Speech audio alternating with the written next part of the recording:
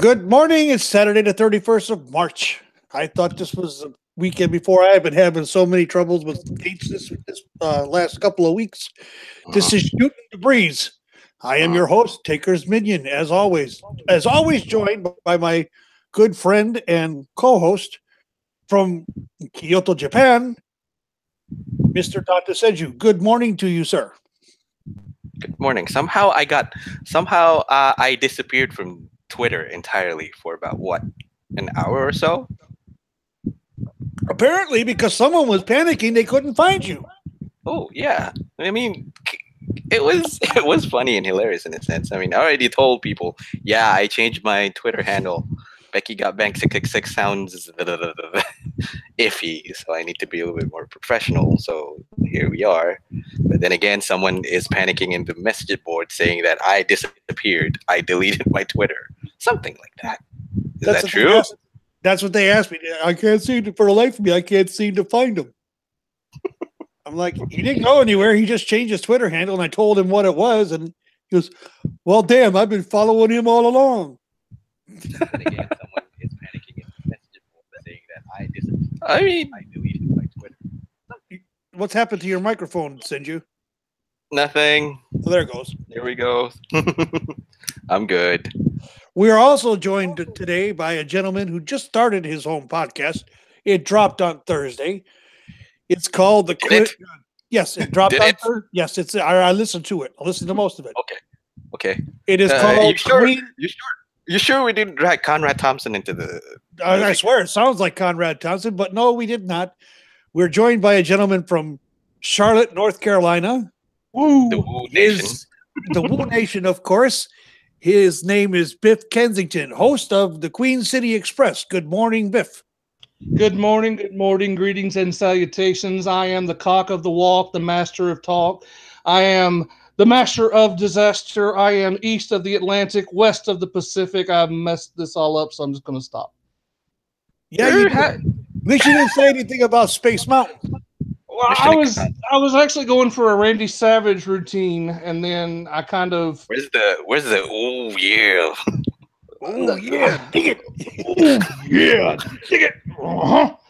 Now you got it. Now you have the Randy Savage thing. So, well, I told you before that my average was going to be about 50% humor and 50%. Oh, poor little baby, he tried. So, well, with someone who sounds like Conrad Thompson, we'll give you a pass. Well, that's half the battle right there. I sound like a raging redneck. So, and no offense to Conrad Thompson if you're listening. I love you, pal, but Oh, he listens. He has listened. I know this for a fact. He has told me. Conrad, you're my hero. I love you, Conrad. That's a former guest of ours on Shootin the Breeze, of course. Right. Because he was saying he said something because I listened to your beta show, the first one you did, the Pickle Barrel. Yeah. And you said something practically word for word that Conrad Thompson said.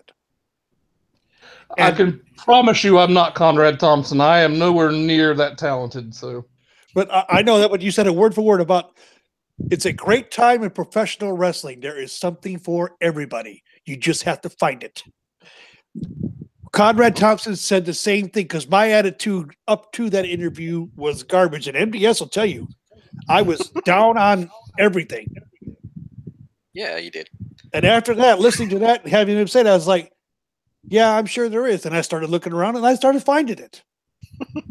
I mean, number one, what the hell are you thinking naming the whole thing Pickle Barrel? I mean, I know you did it as a joke, but somehow Pickle Barrel, okay. Okay, it wasn't completely a joke. You have to understand something. I was in a band for a couple of years. Okay. Bass guitar.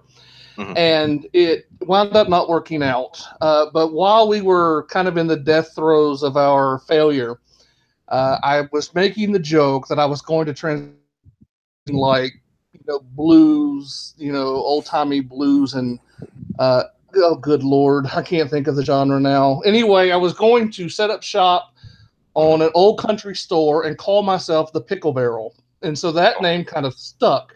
And when we were trying to come up with names for the podcast, somebody made some sort of pickle reference, and I'm like, sweet baby Jesus, I'll be the Pickle Barrel. And I started looking for a co-host, and he's like, yeah, we're not going to be the Pickle Barrel. So the Pickle Barrel is empty, unfortunately, but I'm quite happy with what I'm doing now. Well, that's good. Well, the name actually now the current name that you have is currently good. I mean, are you saying the Pickle Barrel was bad? It's the real deal, pal. I'm not saying anything. Oh, your silence says it all. Your silence says it all. I feel the love today, pal.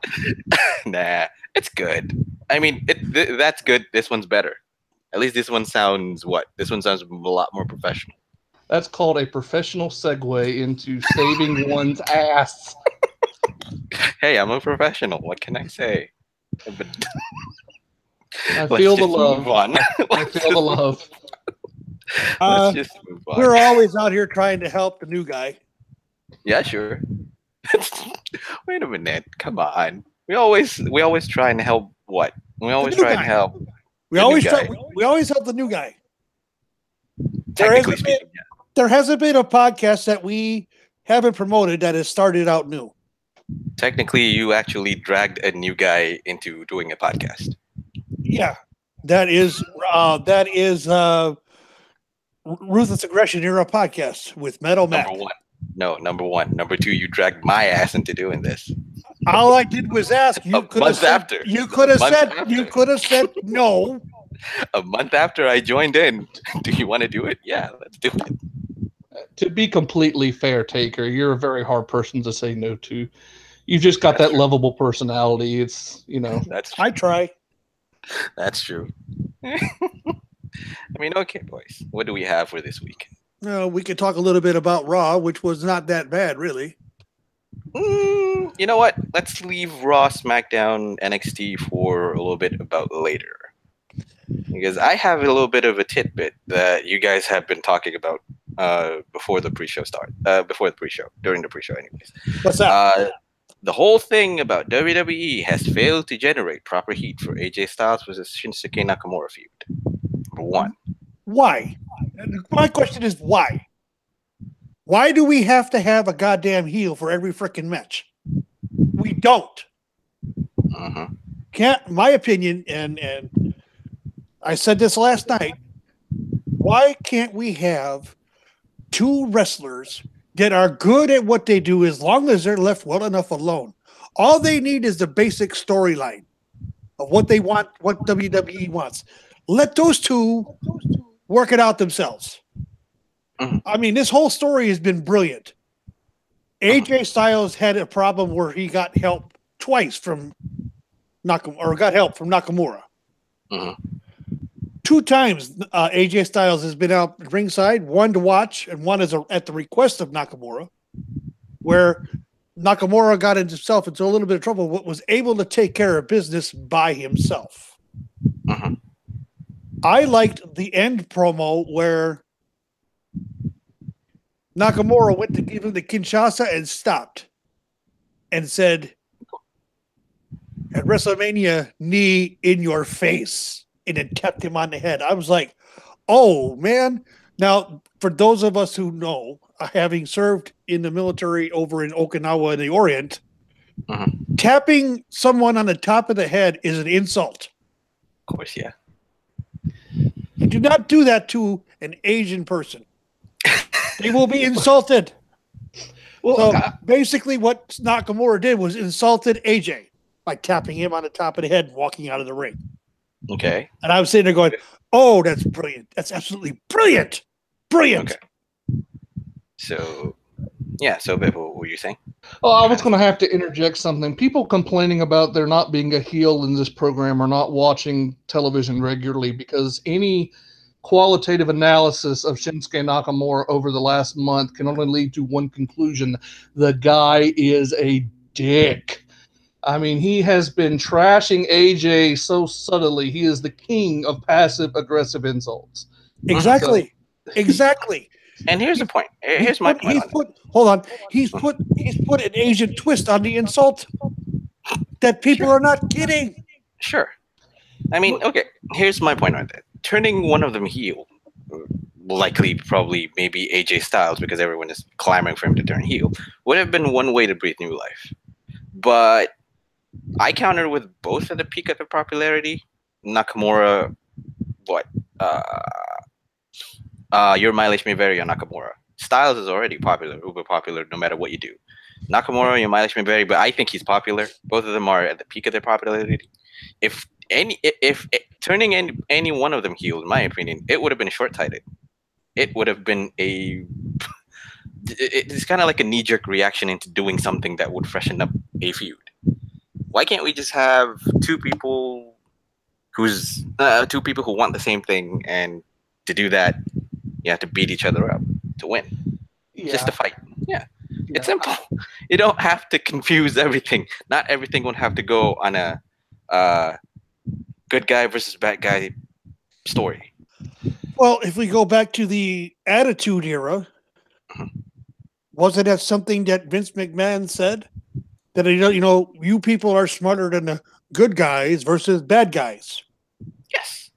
And now it's 2018. It's 2018, folks. Do we want to go back to good guys? Good guys versus bad guys? No.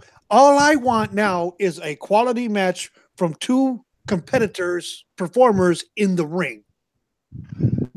I have gone back and I have looked at matches from NJPW with AJ Styles and Shinsuke Nakamura, and I will tell you, they tore the fucking house down. Oops.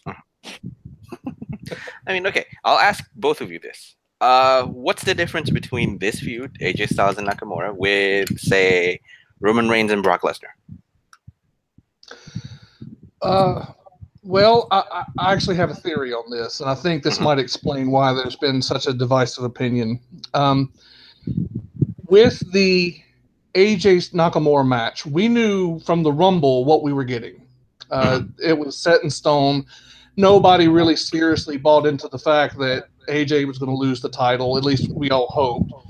And so when we did not get an immediate start to the build between Nakamura and AJ, it left a lot of people kind of hanging. AJ and Nakamura really didn't start interacting until, right around Elimination Chamber or shortly thereafter. So that was a good solid month where Nakamura seemed like he was never on TV. And then the build for Nakamura and AJ was very subtle. It's this kind of this passive aggressive. It wasn't very loud and in your face. With the Brock and Roman match, we knew from the night after Elimination Chamber, okay, it's Brock and Roman, and they went straight into it. Roman throwing those promos around, he was getting straight into it. You had the beatdown segment the last 2 weeks. So whereas AJ Nakamura has been very passive aggressive and very mellow, Brock and Roman has been kind of out there in your face. And I think that might be why you have some people looking at AJ Nakamura like, well, when is this going to pick up? When are you going to have the in your face moment? And I don't think they understand you're not going to get that with Shinsuke and Nakamura. Shinsuke and AJ. It's just not going to happen that way. Yeah, I think I agree on that one, because I think that's the most logical answer to the whole thing. Because Roman, with Reigns and Lesnar, you get what? An in your face. Both of them actually went after each other, further their feud extremely well to vicious beatdowns and work shoots. Bound to be the main event of WrestleMania because it feels personal. The rivalry feels personal, and the stakes are high on this one. Yeah. And I think, too, and I'll interject this right quick, and then I'll turn the mic back over, but you also have to account AJ and Nakamura are two of the most popular guys in the company. Everybody knows how good they are in the ring, and everybody is kind of counting on this being a dream match. That's how they're promoting it. Yeah. With Brock and Roman, you have some serious issues with crowds and whether they'll accept the match. They've had to take some extraordinary measures to get this match ready. And so also you have to consider with Brock and Roman, they're kind of behind the eight ball in what they have to do to get this match over to the level where people will at least accept it and not boo it out of the building in New Orleans. And that is the biggest key right there, because we are going back to the place where Brock took the streak. Yes. Okay, so right there, and then, with his absenteeism, which has been a sore spot for me the last 2 years, You know, he's had the title, you know, except for that short run where he didn't have it, where Goldberg took it. He's been the Universal Champion basically since. So what? He lost the Universal title and it was off of him for a month. Granted, it still wasn't on TV because Goldberg had it. But, you know, we look at an absentee champion and everybody thinks Brock Lesnar. You know, I've said this before and I'll say this again. Good riddance, Brock Lesnar. We don't need you. Block Lesnar? That's what I call him, Block Lesnar. Block Lesnar? Sure. I think there's some common gold in there. Well, There's you know, some gold in them heels there. but the thing about it is too is that you were talking about it. I don't know if you touched on it or not because I stepped away for a minute. People seem to forget AJ Styles when he was with TNA was a face. Most of the time he was there. Over in Japan, he started as a heel with Bullet Club, but they went face. He's been a face most of his career. Most of his independent career. Why? Because he's a common man type. Who will lift a particular company. He made TNA more relevant than it is now when he was there. I'm sorry. And I never liked TNA.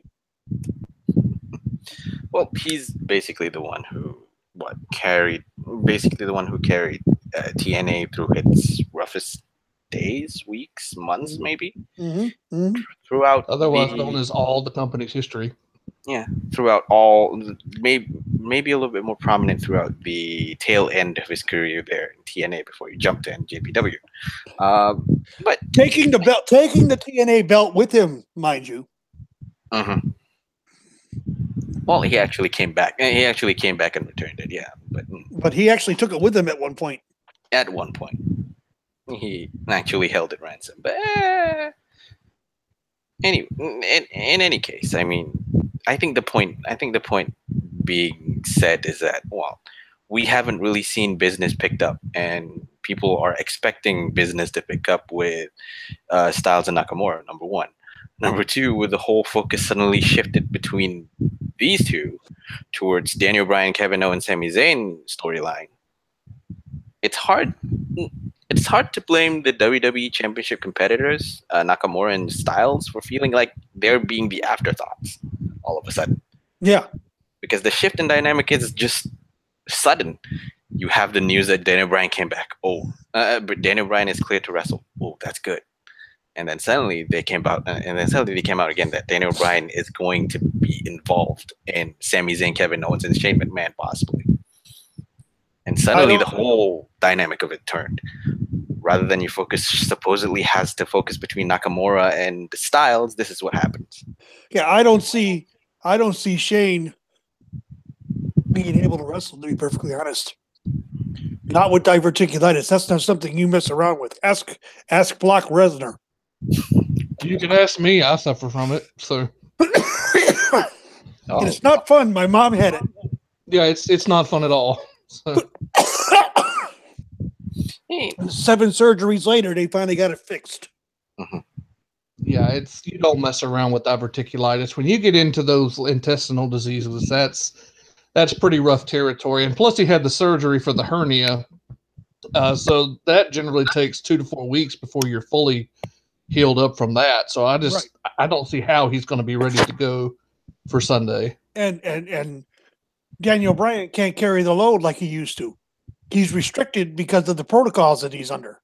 He's restricting himself, so he needs another. But no, WWE is also restricting him too, because after every match, he has to go through the brain tests to see if he's okay. That is known. Yeah. Okay. Yeah. One injury from Bryan and he's done. So one terrible injury, but the whole thing is funny because, well, initially we thought that Kevin Owens Sami Zayn saga is going to be the secondary thing other than the WWE Championship title match. Now it swings wholly in the favor of, okay, now you have to compete against Daniel Bryan's popularity. And now, and why is that? Why is that? The fans are doing it. The fans are the ones that are behind it. I mean, and people, I'm going to take a very, very unpopular line here. WWE does not need Daniel Bryan in the ring. Daniel Bryan doesn't need Daniel Bryan in the ring. In this instance, in my personal opinion, Daniel Bryan is being selfish. Yes, I understand he wants to do what he loves. I completely understand it. Okay, it's no different than what happened with Paige. She busted her ass to come back, and all it took was one mistake, and now she is done for the most part. WWE doctors will never clear her to wrestle again. All it's going to take is one, and then the person who, and it may be a total accident, but the person who does it will be villainized for the rest of their life. And that's what I see happening with, if it happens to Daniel Bryan, the crowds and the fans are going to be rabid at the mouth for Daniel to get the strap. And Daniel is going to be nothing but part-time. He's got 60 dates per year. That's part-time. Do we want another part-time champion? No, I don't. And I love Daniel Bryan, don't get me wrong. I mean, I think one caveat to the whole thing is that now we have not just one favorite match that we wanted to watch. Now we have two. The only problem is, which one do you want to watch? Which one would you prefer to watch better in this whole SmackDown continuity timeline? Do you want to watch AJ Styles and Nakamura duke it out for the title, or do you want to see Daniel Bryan have a grudge match with Sami Zayn and Kevin Owens, possibly? My choice, personally, AJ Nakamura. It's a better match. Yeah, I would agree with that. To consider really what you're getting with AJ and Nakamura versus what you get with Bryan, and you have to be very careful with Bryan. And granted, book him. Well, the injury concern, really. I mean, you can't guarantee yourself that he'll be able to carry a 2 or 3 month feud if he gets hurt. That's always going to be hanging in the background of any Daniel Bryan feud you book.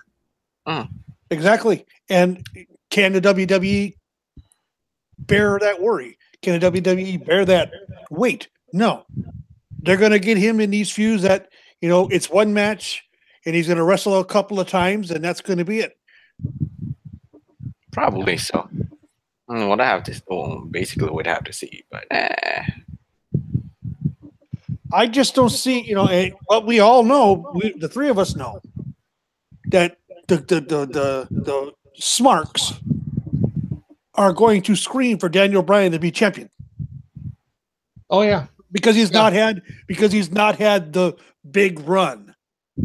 He can't perform like he used to anymore, people.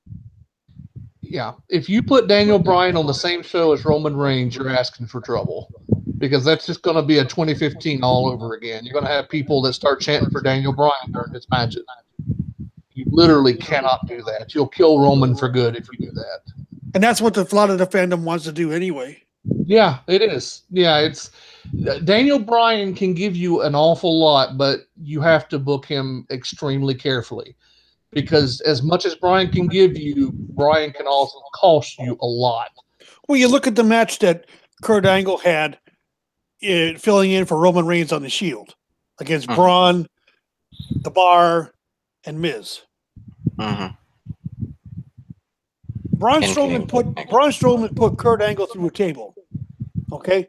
But if anybody notices the subtle move, the subtle thing that Braun Strowman did, he had his arm underneath and around Kurt Angle's neck to protect him from getting hurt. Braun Strowman ate the table. Kurt didn't, but Kurt sold like he ate the table.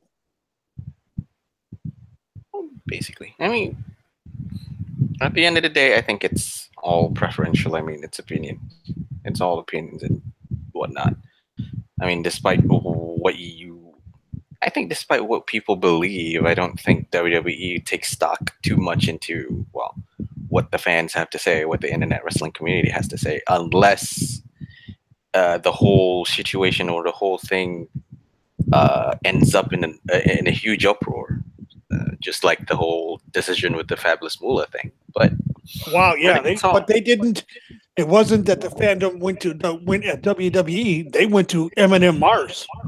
Still, it elicited a huge reaction, a huge backlash towards it. Yep. So much so that they had to react and tell WWE, okay, this is not what we're supposed to do. That's it. I mean, in this case, I think your mileage may vary on it, whether you want to watch Daniel Bryan or whether you want to watch AJ Styles. Of course, sure, you have the happy ending you have the whole happy scenario that Daniel Bryan is actually cleared to wrestle again. Yay, big whoop. But then again, you're going to affect the whole championship title match. Potentially. Yeah. I mean, the whole... What I'm worried about, MDS and Biff, what I'm most worried about is that the Daniel Bryan, Shane McMahon versus Sami Zayn, Kevin Owens match takes too much away from the AJ Styles, Shinsuke Nakamura match. Mm-hmm. That it knocks too much of the luster off, and both of them decide at the last minute to just mail it in. Mm-hmm. Because AJ Styles could do the same thing. That a lot of people don't know it because he did it in TNA more than once. He just mailed a match in because they minimized his match. Well, I think this might be a saving grace that might help in that regard. SmackDown, their contribution to WrestleMania, let's be completely fair to Raw. SmackDown's matches are hot fire. Charlotte and Asuka is going to be a fantastic match. The tag title match, spoiler alert, it may or may not be a TLC match, but that feud has been building up. So the tag title match is going to be really strong. You have a lot of fan interest in Bryan and Shane versus Kevin Owens and Sami Zayn. Also, you have the potential for a big crowd reaction if Rusev wins the U.S. title. That match is now more interesting. So on the SmackDown side, you have so many big matches that are on the card. You may get a scenario where AJ and Shinsuke feel compelled to have the best match possible because they're competing against so many great matches. It may not be just the one match that causes them to mail it in. It may actually be the reverse. That's my hope, at least. Yeah, you go back to the old Attitude Era, top dis, Exactly, yes. Which that's what I want to see. Uh-huh. I want to see pay-per-views that have the first match, the very first match on the card, set the tempo, set the standard for the rest of the matches for the night. Yeah. And each one, all the way up to the main event, is better. Uh-huh. And overall, I look at this card, it's 14 or 15 matches total between pre-show and main card. It's a solid card. My ass is going to be dead. Yeah, you're going. You're going. I'll be a skeleton by the time Brock comes out. So you're going to be a dried up skeleton. For AARP by the time Undertaker gets to the ring. So yeah, that's another match. We don't really want it, but yeah, it's going to be nice to see it. Hopefully, I shed enough tears last year over Undertaker because he looked so bad. Mm-hmm. And I'm a big time fan of the Undertaker. Have been since he was Texas Red, and I hurt so bad because he looked so bad. I mean, he tried to set Roman up to help him with the tombstone, and Roman couldn't do it. Uh-huh. Which I'm sure in rehearsals and stuff he did. But no, getting back to it, that's what I want to see. Each match just that much better, and they go back in the back. Okay, asshole, top that. It's going to be hard this year. So yeah, there's a lot of things that you need to keep focused on. I mean, okay, I can agree with the fact that SmackDown has the more appealing match card in a sense. You have Charlotte Asuka. Yeah. You have Charlotte Asuka. You have Daniel Bryan returning. You have AJ Styles Nakamura, a dream match from NJPW carried over to WWE. But the point is that I just need. There's one more week before. There's one more week's worth of show before WrestleMania weekend. That is. I would certainly love it if SmackDown somehow just put them on a sit down and just do a sit down interview with each other, or just give the casual fans something to get invested with. In the whole Which match? Nakamura and AJ. They could probably get away with doing the same thing with Charlotte Asuka because people are complaining about that build. Oh yeah, same thing. They can do that. That pisses me off more than the AJ Nakamura criticism, to be honest with you. It honestly does. I'm sorry. This really pissed me off when people were complaining. It's the classic wrestling storyline.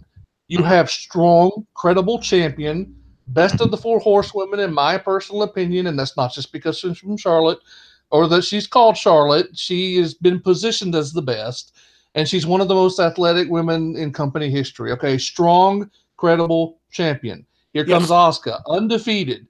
Nobody can beat her. Charlotte's the queen. Asuka's the empress. You have strong champion, strong challenger. They're the best of the best. Boom. They're going to go head to head. Let's see who the best really is. Only one that's going to be able to reign. That is classic wrestling storytelling. That's wrestling booking 101. Yeah. And people forget, and nobody's brought this up. You didn't bring it up, which I'm surprised, Biff, that you didn't bring it up. It was something that Asuka said on Raw shortly after she made the challenge to Charlotte. She says, to be the woman, you got to beat the woman. Which is a throwback to Charlotte Flair's dad. To be the man, you have to be the man. To be the man, you have to beat the man. It's no different. Yeah. I mean, I was sitting there going, brilliant. Absolutely brilliant. That was basically telling Alexa, you are not worth my time.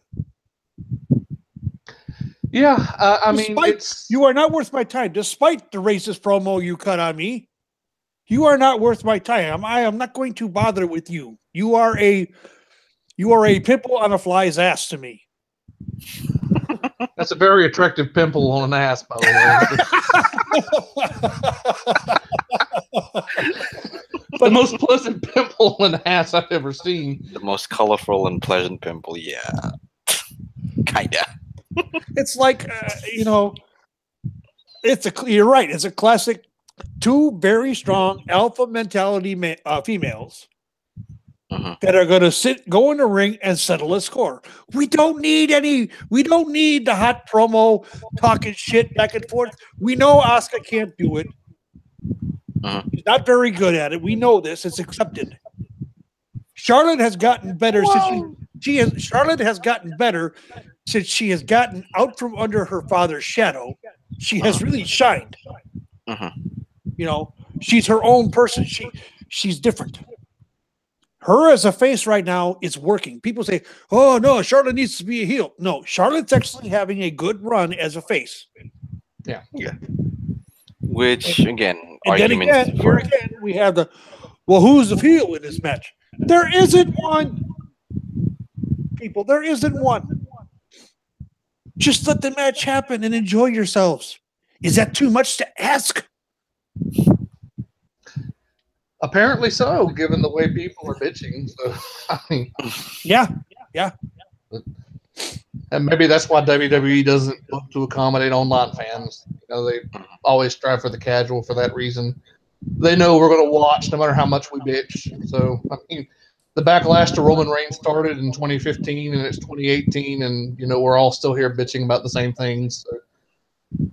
Because a lot of the internet wrestling community dwells in the past. They don't look to the future, or they align themselves with. Thank you, Thomas Green, for this statement. The stands. Oh, of course. You understand that, don't you? Don't you, Biff? The stands. What the stands are. Go ahead and enlighten me. Basically, what the stands are fans who want their favorite, regardless of who it is, to have the belt forever and basically outshine Moolah. And go 29 years with the belt. Gotcha. Okay. So, yeah, it's the never satisfied type deal, I think, with a lot of people. You have this impression, and WWE bears some responsibility for it in this way. there's always been the perception since the Attitude Era that the WWE was the heel in any major program. The evil authority figure has been a constant trope. And I think, when you have people that come of age watching WWE for 10, 15, even 20 years, that sort of bleeds into almost this blurred line between kayfabe and reality, where now WWE isn't just the heels on TV. Now they're the heels in real life because they won't give Daniel Bryan a chance to get back in the ring, or they push wrestler A down our throats. And it's really unfortunate that there is such a divisive set of opinions right now among the fan base for this card, because if you look at WrestleMania 34 on paper, and I've said this at Cage Side a lot, it's kind of my thing to repeat things and create catchphrases, but if you look at the card on paper, this is quite possibly one of the strongest WrestleMania cards they've done in years. This card is hot freaking fire, and it could be an amazing show, and yet we're not satisfied online. It's like people find something to bitch about no matter what. Well, like you said, I mean, here's the thing, though. The whole thing is that, well, you can't please everybody in a case.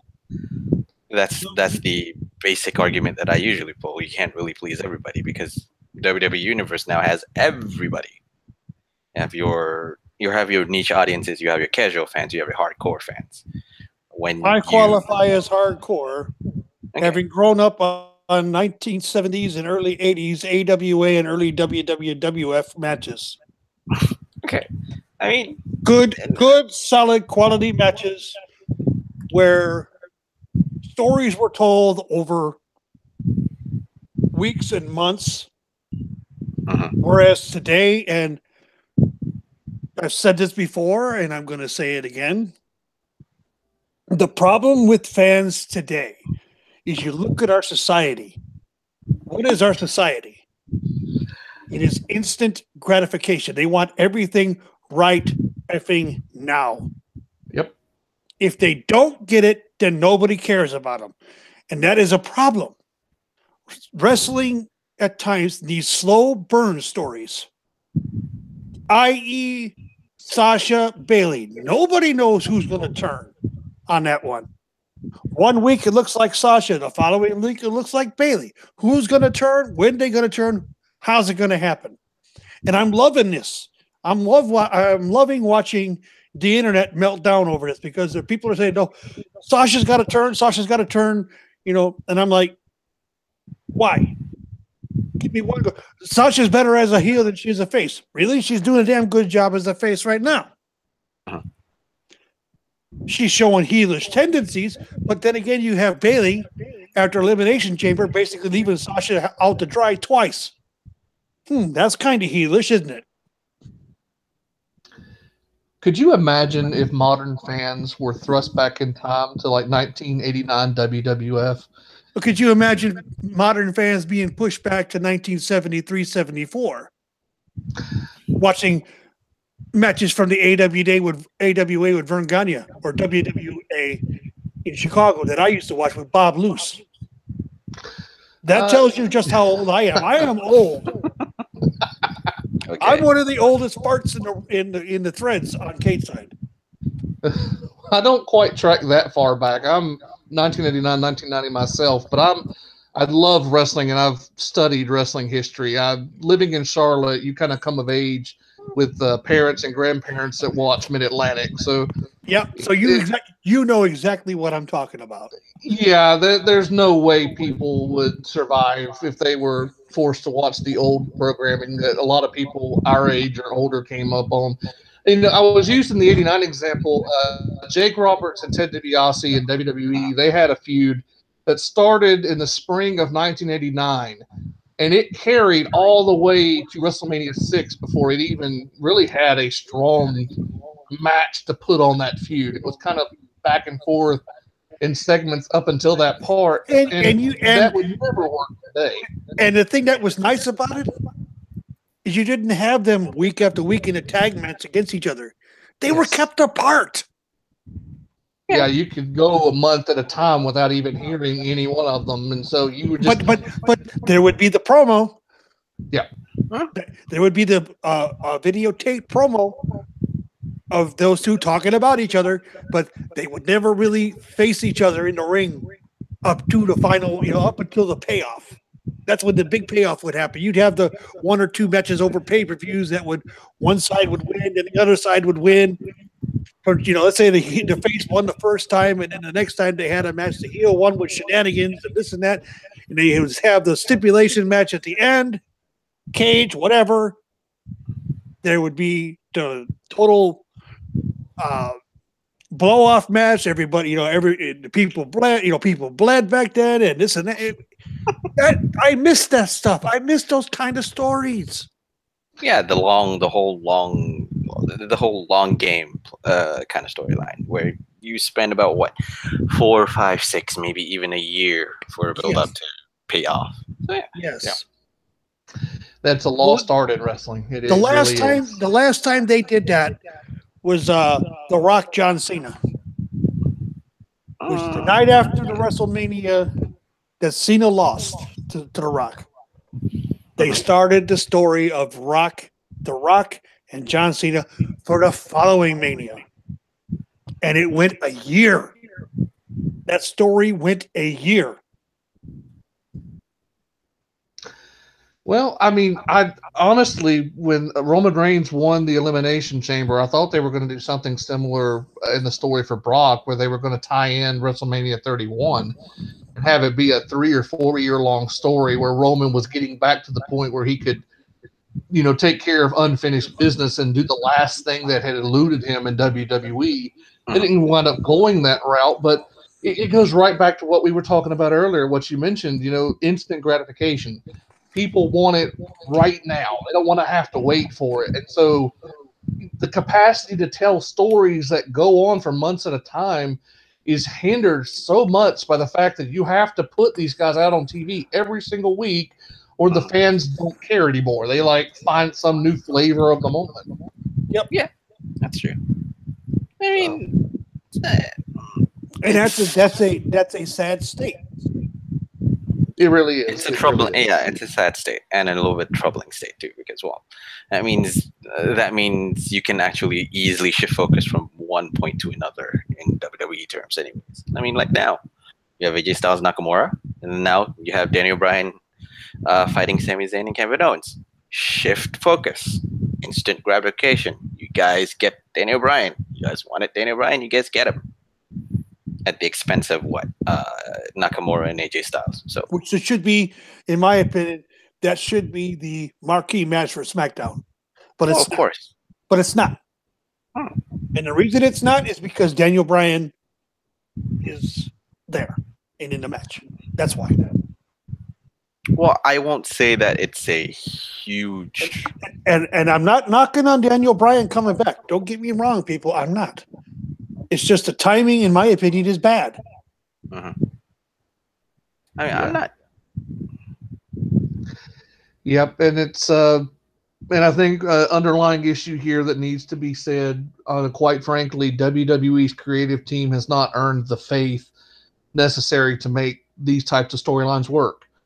That's part of the problem right there. We know what WWE can do, and I think that's the real troubling part of this whole story is we don't have faith in them to really be able to tell these kind of stories. Exactly. Not to mention the fans don't accept long-term stories. They get bored with them. So, and that's the problem. That's why I'm liking the fact that Bayley Sasha is not going to be a singles match on the card. It's going to be something that is going to, be built out of the Battle Royal. Another argument: 3 of the 4 horsewomen are in the Battle Royal. So what? So what? Right now, the strongest one on the roster is Charlotte. Mm-hmm. Folks that are Becky Lynch fans, don't get me wrong, but yes, Becky Lynch was the first SmackDown Women's Champion, and she was injured and she was sick right after she got the title. In my personal opinion, and this is nothing against her, it's management and creative. lost faith and trust in her to be available to run this champion schedule, especially when it was a new title. Yeah, I could see that. I think too, you have to consider the fact that, while Becky held the title, they also had Alexa Bliss, who they had plans for, and they wanted to have Alexa be established on a certain level, and that's something that doesn't sit well with people. When you have established stars, or you have people who a lot of people online would like, let's say Becky Lynch is a perfect example. The company has to always be looking forward and creating new stars. They wanted Alexa Bliss to become a star. Whether or not she's, going to get to the level they want her to get to, we'll see. She's still very young in the business. She hasn't yet. She wasn't ready for either title, in my personal opinion. What, Raw and SmackDown, or either one, SmackDown or Raw's? She wasn't ready. She was mega pushed and way too fast. Well, the good news about her mega push is that she's now uber over. Just at the expense of, pretty much everybody. Yeah, at the expense of pretty much everybody else. But think about the at the ultimate expense of one Bailey, who's been buried so deep she can't see the bottom of it. She's starting to crawl out from the bottom of the barrel. So that is that. There is that. But you still can't she can't see the light at the end of the tunnel. Not yet, anyways. You know what would have solved everything? You know what would have solved the problem? If they had just allowed Alexa Bliss to be what she's naturally best at, and that's a manager. She was perfectly fine as a heel valet down in NXT. They don't use managers or valets nearly enough. That was a perfect role for her, but they felt she would not become a star unless she wrestled. And that is so backwards to the history of wrestling. I mean, Lana did not get over by being a wrestler. As a matter of fact, it's hurting her being over when she wrestles. It makes people cry. She got over by the presence that she had with Rusev. Alexa Bliss is the same way. Lana has had one good match. I'm guessing a horsewoman was involved. The very first time she faced Naomi for the title, that was her best match. I was wrong. I guessed right. Well, yeah, she had one good match, but I think her strengths lie more into being a manager, into being a presence, like you said. And Alexa, even less so, even though she has the ability to wrestle, she's decent at it. Her mic work arguably is excellent, I think, in my personal opinion anyways. I'd agree with that.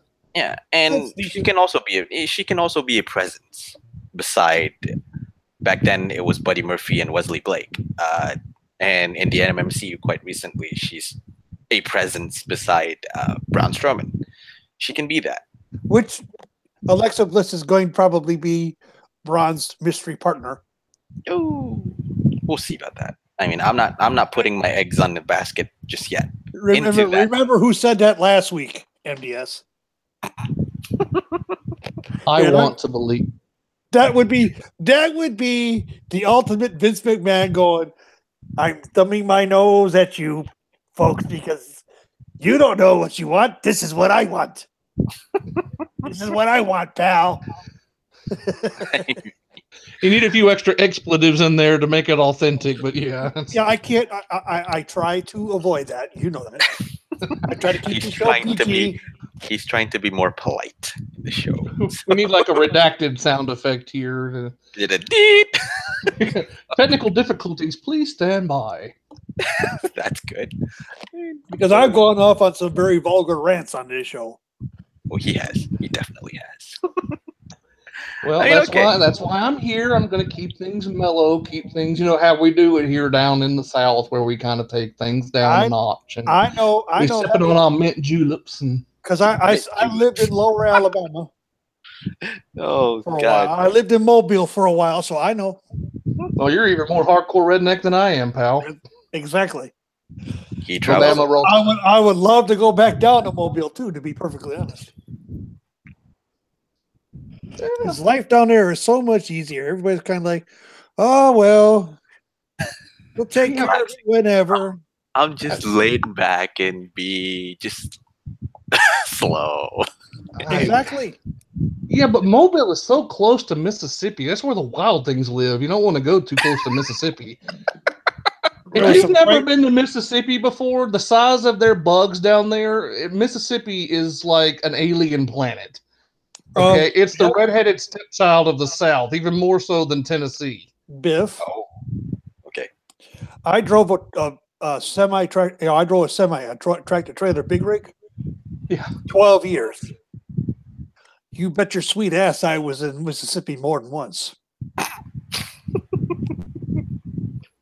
I'm waiting for the confirmation that Biff knows what he's talking about. You know what a big rig is? You know the ones that bring all your stuff to stores and whatnot? Oh yeah. I did that for 12 years. So you bet your ass I saw Mississippi more than once. And what is your take on Mississippi? The bugs are huge. Thank you very much. Papa Biff knows what he's talking about. I will tell you, ladies and gentlemen, the bugs, when they hit the windshield, you'd swear to God they're going to break it, crack it. They hit so hard. That's how big they are.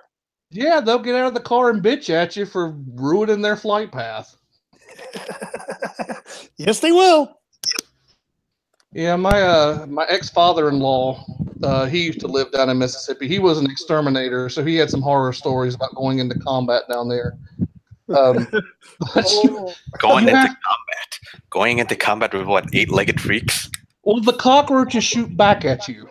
So, look, I lived in a small town called Wilmer, Alabama. Okay. Okay. The cockroaches were on size of 3 inches in length. 3 inches.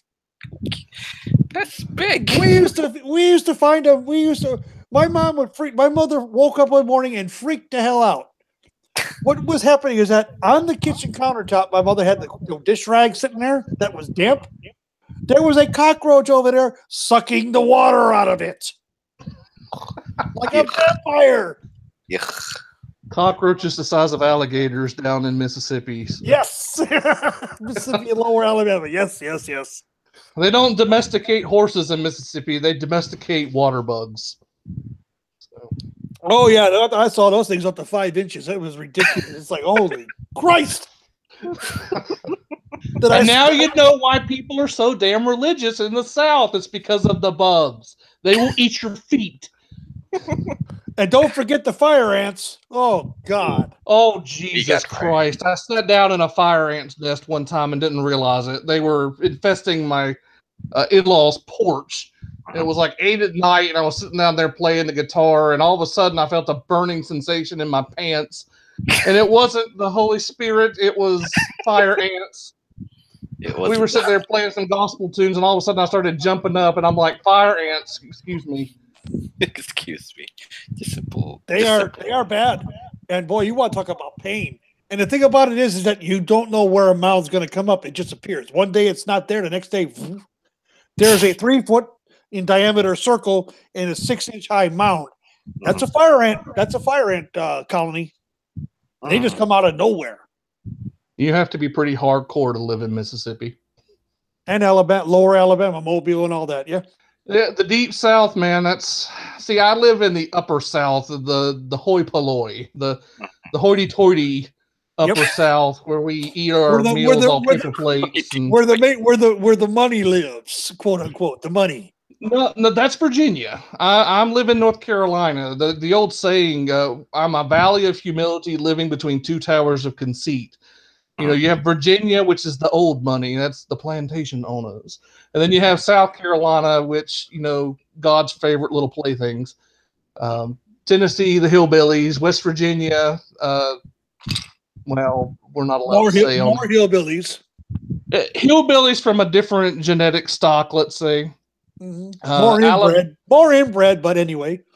That's what I was trying to allude to without alluding to. That's something like that. If you're going to say it, speak the truth. Okay, they're inbred. They're from the chlorinated end of the gene pool. Okay. Oh God. Fine. Fine. But boy, that whole area you're talking about, that whole South area, Mississippi, Alabama, Florida, South of North Carolina, Virginia, West Virginia, Tennessee. Some of the greatest wrestling was ever came from that area. Oh, it's God's country for wrestling. I'm extremely blessed to live in this area. I can tell you some stories. My great grandmother actually, she jumped in the ring and tried to fight Blackjack Mulligan at the Charlotte Coliseum. Oh God, time. Really? Yes, that's how passionate. That's how passionate they were here, dude. I mean, Blackjack Mulligan. It's a famous story here in the area. He was attacked with a rattlesnake. A fan captured a timber rattlesnake, charged the ring, and threw the rattlesnake into the ring at Blackjack Mulligan. And the fan was not arrested because the cops were with the fan. So, I mean, that's the kind of passion. Blackjack Mulligan was the heelest of heels. Yeah, oh, he was great. He was awesome. He was the quintessential bad guy here in the Carolinas. And who is he father and grandfather to? Oh, that would be, well, he's father to Barry Windham, if I'm not mistaken, and then that would be, of course, grandfather to Bray Wyatt and Bo Dallas. Yeah, and Bo Dallas. Yeah, that Windham Rotunda connection there. Well, if you look at Bo Dallas's right hand, what is he wearing? Yeah, I never even thought of that until you just brought that up. That is so cool. Jack Mulligan wore a black leather glove always on his right hand. He sure did. That was kind of his little pose. He would grab that hand. Bo Dallas is paying homage to his grandfather with that glove on his right hand. You cannot say anything, you know, as terrible as they have made Bo Dallas. And I mean, he's a solid worker. Don't get me wrong. He is a solid worker. He was great in NXT. He was NXT champion. He had some great matches with Neville. They made him a comedy act on the main roster. Same thing with Curtis Axel. Great wrestler. He's a sound wrestler. They made him a comedy act. Yep. I don't understand why. Curtis Axel, son of Kurt Hennig, grandson of Larry the Axe Hennig. Why are they doing this to him? Well, they brought him in as Michael McGillicuddy. I mean, well, yeah, that's the same. The whole family was McGillicuddy. Kurt, I know. I'm just saying you have, Mr. Perfect Kurt Hennig. His son is coming in, so instead of calling him Hennig or Average Joe, they call him Michael McGillicuddy. Who gave him the idea of McGillicuddy? That's what I want. That's his real name.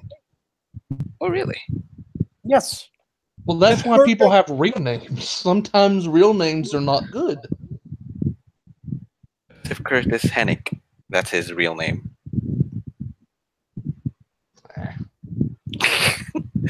I mean, Joe Hennig is good. Joe Hennig is good. He could have been Average Joe Hennig. Average Joe. That would have been perfect. Yeah. He could have filmed a bunch of segments where he was, shooting 5 for 15 on the basketball court. Well, my father was perfect, but I'm just average. But sometimes average is okay. Would have been perfect. A good promo too. I'm sorry. I'm still pissed off about the waste that took place there. I mean, okay. Let's get on track then, shall we? I mean, there's one more that I want to touch, but I think it's going to be a little bit more of a good news per se, considering the whole fact of this whole triple threat match with the Intercontinental Champion.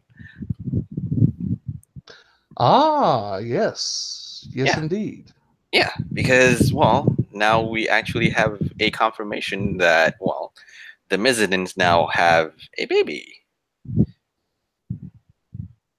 There are some guys that just have all the damn luck in the world. I mean, it's not that bad. I mean, because most of the time we are guessing that Miz has to do a very hard decision considering the fact of his wife's pregnancy whole thing, because it comes a little bit shaved too close to WrestleMania weekend, and he may or may not miss it initially. He hits any time now in the next week to 10. It's any time in the week, next week to 10 days. She's going to drop the kid. No, the kid's already dropped. Yeah, they was born this week. Oh Yeah. wow! The kid already dropped. The baby arrived early, basically. So what? A couple weeks ain't going to hurt the kid. On the But no, 27th getting back to Curtis Axel for a second. Okay. There's a table for 3 out that has it's Curtis Axel. I can't remember the other person and R-Truth. Okay. Curtis Axel gives R-Truth a photograph of R-Truth in the ring with Kurt. Oh yeah, I know that. And he says, here, you can have this. He gives it to him and says, keep it. Because Kurt put R-Truth over very early in his career to make him. Kurt Hennig made R-Truth. Ron Killings, who he is. Yeah. And a lot of people don't know that.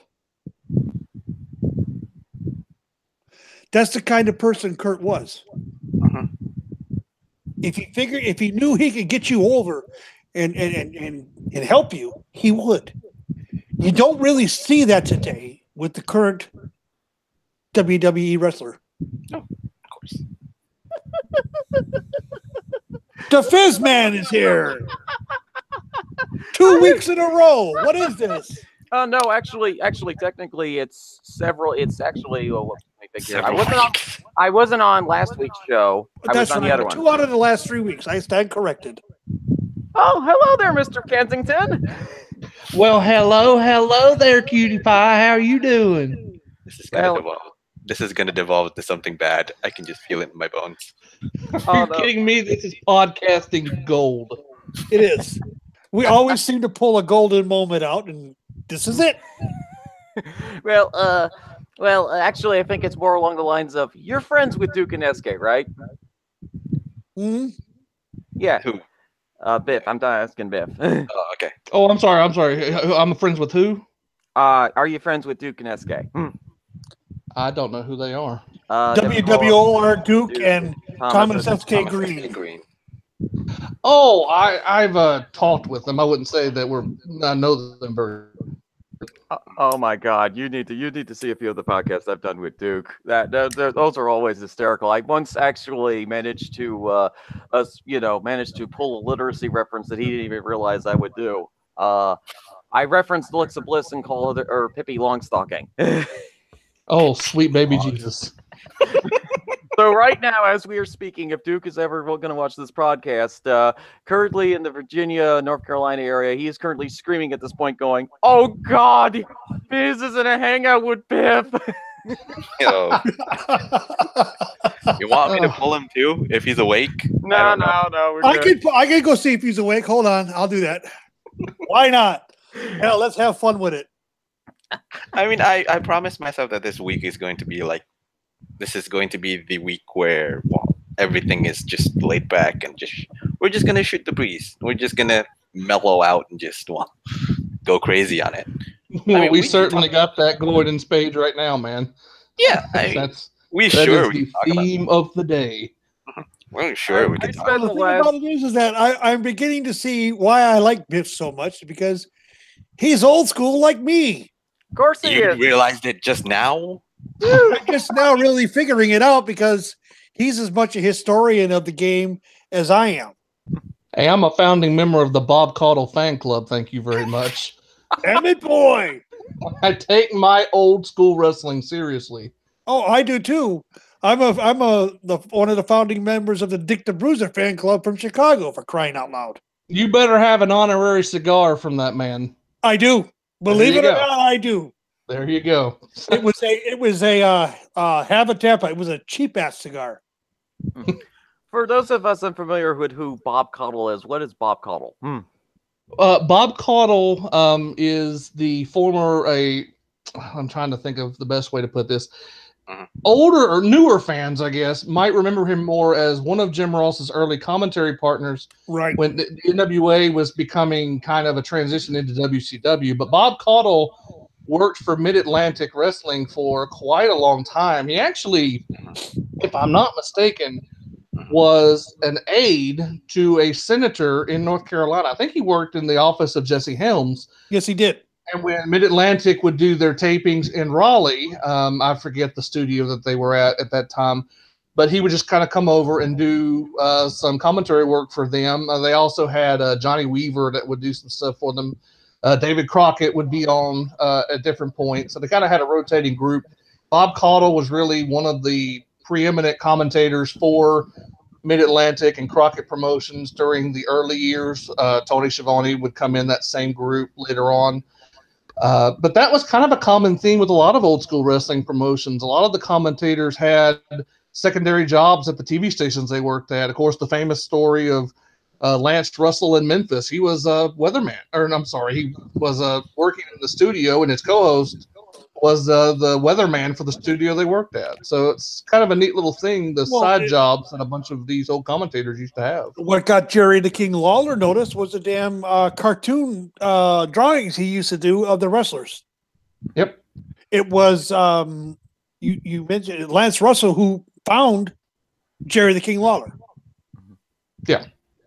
Yeah, it's because of Lance Russell that we have Jerry Lawler. And Jim Cornette, too. Jim Cornette was taking pictures at ringside, and I think it was Lance Russell, as a matter of fact, or Christine Jarrett one that saw the pictures and hired him to do photography around ringside, and he was around the business for so long. Eventually, the people in Memphis are like, would you like to get into the managerial role? And, the rest they say is history with that. So, man, I'll tell you what, Jim Cornette was and still is a great promo. I don't care what anybody says. That man can cut a promo with anybody. I think the funny thing about Cornette's character, too, when they entered into Memphis is that, well, you look Northern Yuppie enough, so you could be a good heel manager. Well, hell, he was, 21 or 22 years old when he started as a manager? Yeah, because that's the thing, is in each of these different territories, each of these managers served a different purpose as a heel. Some of them were like the young upstarts going against the older guard, or some were the so-called evil foreigners. But the more and more you look into professional wrestling history, the more people tend to, in my era, over basicify the heel manager. When you actually take a look at what the promos that they did in the 70s and 80s, it was actually really ahead of its time. Yes. They were these intellectual, intelligent, well-scripted, well-done promos that were done off the cuff of somebody's hand. I mean, when you heard Gary Hart talk in a way, because he actually did some segments for World Class Championship Wrestling where he would actually do martial arts demonstrations with his evil wrestlers. Yes. Okay. This was a situation where he's explaining to you culture, and the thing about it is that this is actually authentic culture that he's talking about here. He's not talking out of his rear. He's actually doing his due diligence in this situation to explain to the audience, this is a nunchaku. This is what a nunchaku does. Well, yeah, seeing him with the Great Kabuki, or what is the other one that he always had? Magic Dragon. Yes, and seeing him explain, and hardly ever did Gary Hart raise his voice in a promo. He was always deadpan serious. Yep. This man can do X, Y, Z to you without any remorse or feeling whatsoever.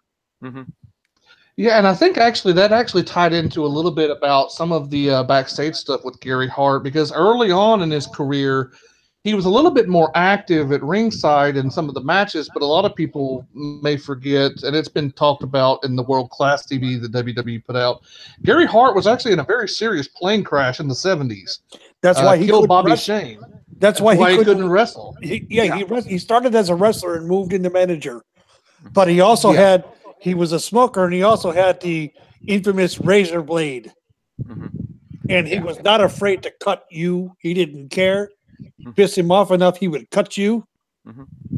It didn't matter. Because he was so he was so into the respect of the business that if you disrespected the business, you were going to pay. Of course. And that today is something that a very, very few wrestlers have now. All they say, God, I can't believe I'm saying this, but it's the truth. All they see is the money. They don't see the actual what the business is. They see the end. It's all about the money. It's not about the money. Exactly. Respect the business. The business will take care of you if you take care of it.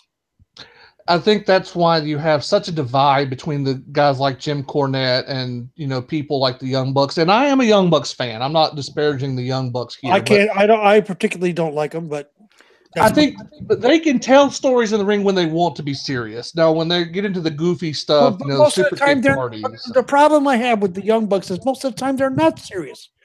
Yeah, that's the problem. That's the problem that people like Jim Cornette are pointing out, and a lot of fans are saying, "Well, he's just lost and he's behind the times." No, he's actually making a very serious point. It's if you take your business seriously, the fans will take it serious. If you don't take it serious, the fans aren't going to take it serious, and that is wrestling 101. The fans have to buy into it in order to make money, and that's what you're in the business to do, is to make money. And you've got a bunch of people that can do a bunch of flips. And I know I'm sounding like an old fogey now too, but I love Finn Balor. I love Seth Rollins. They have tremendous athleticism, agility, but there is a big disconnect between today's wrestlers and the wrestlers that a lot of us grew up on, where it wasn't about flipping around. It was telling stories in the ring. It was about being masters of psychology. You had to be a master storyteller to get by in World Class or Mid-Atlantic or the AWA, because you're going to these same towns so often. You're seeing the same fans over and over again each month. You had to be versatile. You had to change it up. You couldn't wrestle the exact same match from one night to the next because you would get fired. Yeah. They would fire you if you were just repeating spots over and over. God, if I could get Ric Flair on here, he would say the exact same thing, because that's a guy right there who respected and loved this business, busted his ass as the NWA champion, would go into these small ass hick towns off the mat in a tent and would wrestle the hour of Broadway with the top face of that particular promotion. Yep. And make that top face, whether he was really good or not, look like $1 million in a draw. Well, that's what the NWA World Champion was supposed to do. That was their job responsibility. Your job responsibility was to retain this championship against the other top faces in the territory, and then basically make those top faces better so that we have options in case that there's any issues, or you want to drop the belt and do a blood feud with somebody else in another territory. Exactly. Yep. Yeah. And then you also have, sorry, I didn't mean to cut you off there, but you also have the situation where the NWA champion comes in to let's just say random Portland wrestling, or goes into St. Louis, and he wrestles with a guy that everybody knows would never realistically challenge Ric Flair, but they go an hour Broadway. And so the fans see that guy. When Rick leaves, now the fans see that guy as, wow, he's really good. If he got another shot at Ric Flair, he could win. You make a star. And then the people that wrestle with that guy, now, wow, they could beat that guy, and that guy almost beat Ric Flair. What happens if Ric Flair comes back? Could he beat him? It extends the business. It's how you build. Yes. God. Hi, Daniel Bryan. I love you too, Taker. I love you too, pal. Now I know why I like you so much, Biff. Well, I'm a very likable guy. So, but no, I mean, this is what I want. This is what I would love the business to go back to. Give us matches with time limits. We don't get time limits anymore. And that was one of the great ways to tell a story back in the old days. You had somebody that was on the cusp of being beaten, and the announcer's like, 1 minute remaining, and they start going into a flurry. Then they get the 10 seconds. It's 10, 9, 8, and you hear the ringside guy counting the seconds down. Yes. And the all referee of a would sudden- inevitably hit the 3 count right after the bell rings. And all of a sudden, they'd have the pin. It'd be 1, 2, ding, ding, ding, ding, ding, and the match would be over.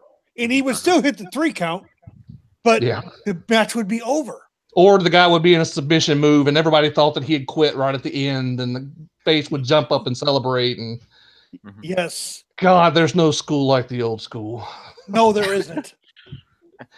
No, there isn't. I would love to hear Vince McMahon call, especially at WrestleMania. How about this? The following contest is scheduled for, it has a 1-hour time limit. It is for the WWE Championship. To Are my you right, asking? I mean, if you in my right is from Kyoto, Japan, Shinsuke Nakamura. And his opponent, WWE Champion, from wherever, I forget now what in Georgia, where he's Gainesville, from. Georgia. Gainesville, Georgia. Gainesville, Georgia. AJ Styles. One fall with a 60-minute time limit. How cool would that be? I would mark out like there's no tomorrow. You'd see me streaking at ringside. I'd be like, oh my God, time limit draw. Yes. And you would get arrested for indecent exposure, and that's okay. I'm going to be dead by the time AJ and Nakamura come out anyways. I'll be a skeleton up in section 205. So yeah, but then the case I would have to take up a collection to bail your ass out. Oh God, I would not survive in a Louisiana jail.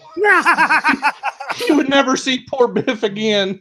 Goodbye, fair world. It was nice knowing you. My podcast died before its time. You want to know something funny? All the indie wrestlers this past week had a massive freak out about the Louisiana Boxing and State Wrestling Athletic Commission.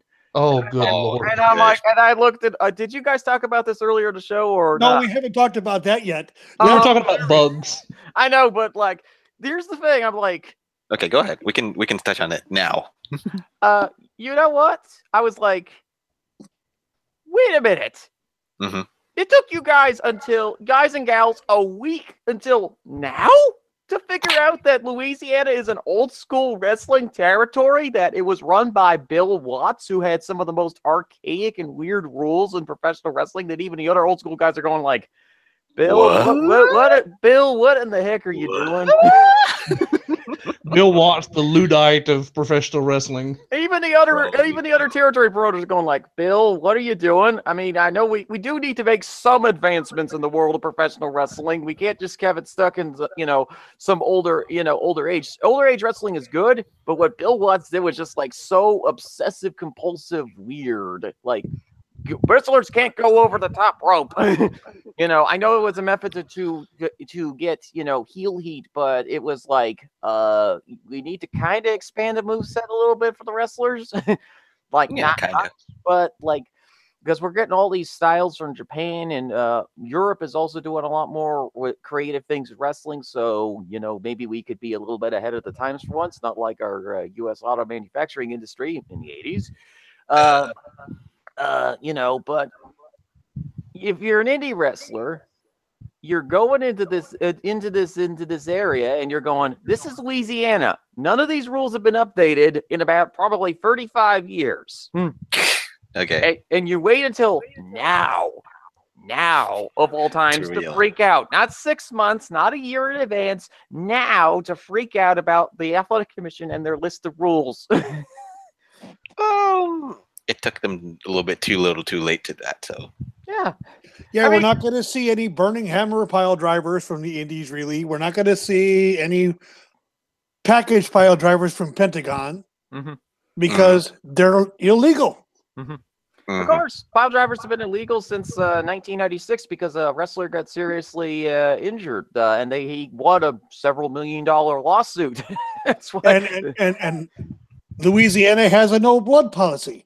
Yeah, but that's not going to stop Brock Lesnar, I call him Brock Lesnar, from hard weighing himself to bleed. Well, I think WWE and Ring some of of the Honor. bigger promotions are exempt from some Actually, of it's just only 2 promotions at this point. Ring of Honor and WWE are exempt. The rest, they're going to have some problems. But you know what? It's so funny. We were just talking about this. A lot of people, you see all these draconian rules, and we'll all agree, I think, here. There's some draconian rules in the Louisiana State Athletic Commission. But I can understand why they have the draconian rules in place, because they lost, what was it, like $30 million to this wrestler Fizz? Something like that? Yeah, about 15 to 30 million. Yeah, they're gonna do everything they can to protect themselves. But the key point here that I think needs to be established, and this is the difference between modern wrestling and old school wrestling. Old school wrestling, you see all these draconian rules. The performers would use those to their advantage. They would kind of tell stories around it. They would see it as a challenge to get through. And now you have people today that are freaking out because they're not going to be able to do 5 flips instead of 3. Well, also it has to do with the training of these wrestlers. A lot of wrestlers I see on my timeline are talking about the fact that a lot of these wrestlers are not particularly trained in grappling all that much. All they know is they know the basic indie style moves from the 90s onward. They don't really know any of the older moves like grappling or the various different configurations of holds that you can do and the various ways that you can tell a story in the ring. Like, early in the match, you injure somebody's leg and you keep going after the leg throughout the entirety of that match. Limb and body part psychology is something that a lot of these wrestlers are usually not particularly well trained at, because all they just know is how to do do moves for 20 minutes, try to get the crowd to freak out. Yeah, video game. That's video game generation. People wrestle like they're playing a video game. And people were bitching about Bobby Roode versus Randy Orton is going to be a match because it's nothing but rear chin locks. You got to see old school chain wrestling with those two, and I'll tell you what, it was one of the best matches on that card. You know who people need to watch if they're younger fans and they don't know kind of what we're talking about? Get online and find you some Billy Robinson. That man was a master of grappling wrestling. God, he was so freaking good. I mean, that guy was incredible. Well, Sailor Art Thomas wasn't bad either. Yeah, I mean, you'll find examples all over the place. But Sylvester Ritter, aka Junkyard Dog, he was actually a very good wrestler before he came to WWE and got lazy. I mean, there's a reason he was so popular down in Mid-South. It wasn't just because he, shook his butt. He did the juke. That's what it was, the juke. There you go. Did either of you guys see his Canada run where he was actually a really good heel? Oh yes, I did. I went back and looked at it. That man, Sylvester Ritter, the Junkyard Dog, could sell being a heel better than anybody. Another one. You want me to go real old school, Biff? How about this? Ernie Ladd. Oh man, the best everybody in wrestling history, in my opinion. Everybody needs to go look at Ernie Ladd. Look at his promos. Listen to me, Mr. TV announcer. I'm gonna beat these 2 chumps in the ring, and I'm gonna go home. That's it. And that's a man who wrestled with knee problems. He had water on both of his knees. Never had surgery on him until after he got out of wrestling. It was a football injury. Oh, can you imagine if Ernie Ladd? Can you imagine the pain? Can you imagine the pain Ernie Ladd wrestled through? No, it's incredible what they put up with. But you had to be tough back in the day. I'm not saying you don't have to be tough now, but just imagine for yourself, and I think you'll appreciate this. Ernie Ladd wrestling a match against a Wahoo McDaniel. Can you imagine the manliness? I mean, there's people getting pregnant in the first 3 rows when those 2 guys walk in. They thought men among men here. There you go. Wahoo was God. Yes, especially here in the Carolinas. The man is still a legend. The man was still a god. The man was a god in Chicago, as was Pepper Gomez. Oh, Pepper Gomez. Wow, that's a blast from the past. And Ray Stevens. Yes. Oh, my. Ray Stevens. You're giving me the vapors now, pal. We're really getting into the good stuff. And here's the thing, guys. The one wrestler who is grinning right now on the Indies in New Orleans right now, that'd be Timothy Thatcher. the modern equivalent to a lot of these grapplers from the old era. Yes. This guy's going like flips, 450 splashes. I don't do those. I just wring somebody's fingers and break them. Oh, another wrestler that's going to be down there is looking at him, looking at everything and just laughing. That's Walter. Oh God, Walter. Because here's the thing: Walter does do some powerbomb related moves, but the thing is that he's been trained since 2004. He runs the WXW Wrestling Academy. You want to know what they work on down at the WXW Academy? Holds. Mm-hmm. They do technical wrestling in Germany. It's treated as a sport in Germany because it's technical wrestling. But the thing about it is that when whoever Walter faces, I feel sorry for their chest. Yeah, he has managed to take a basic wrestling chop and has put it over. The variety of moves that he can do, and they're basic, simple moves. It's not anything extravagant.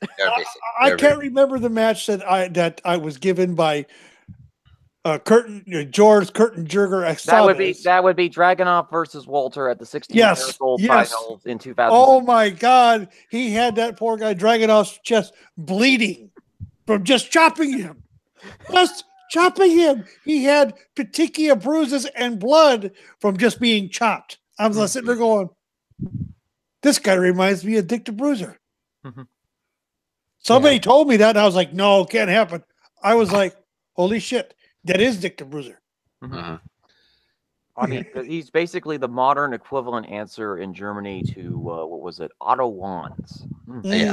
Mm-hmm. That's former AWA champion Otto Wanz. Pal. Yes. Mm-hmm. Yep. Yes, he was AWA champion. I don't know why Vern ever put it on him, but hey, it worked. Oh, do you not know the story behind that? No, I do not. Otto actually paid Vern to have a title run. He actually paid Vern in order to win the championship. Cool. He paid him like $50,000, and Vern said, "Okay, you can win the title." Mm-hmm. But Otto Wanz was a good champion too, though. Mm-hmm. Yeah, it's the difference between modern wrestling, which is really based on athleticism, agility, how many topes can you do, and how many high spots can you do? How many high spots exactly? And don't get me wrong, there is something to be said for the athleticism and the agility of today's wrestlers. Of course, but there's just something about catch wrestling that is just so exciting and exhilarating as a fan, because everything you do has purpose and meaning. You're telling stories inside stories. Well, I'm sorry to interrupt, Biff. No, go for it. But one of the great, one of the better catch wrestlers right now, believe it or not, is Orton.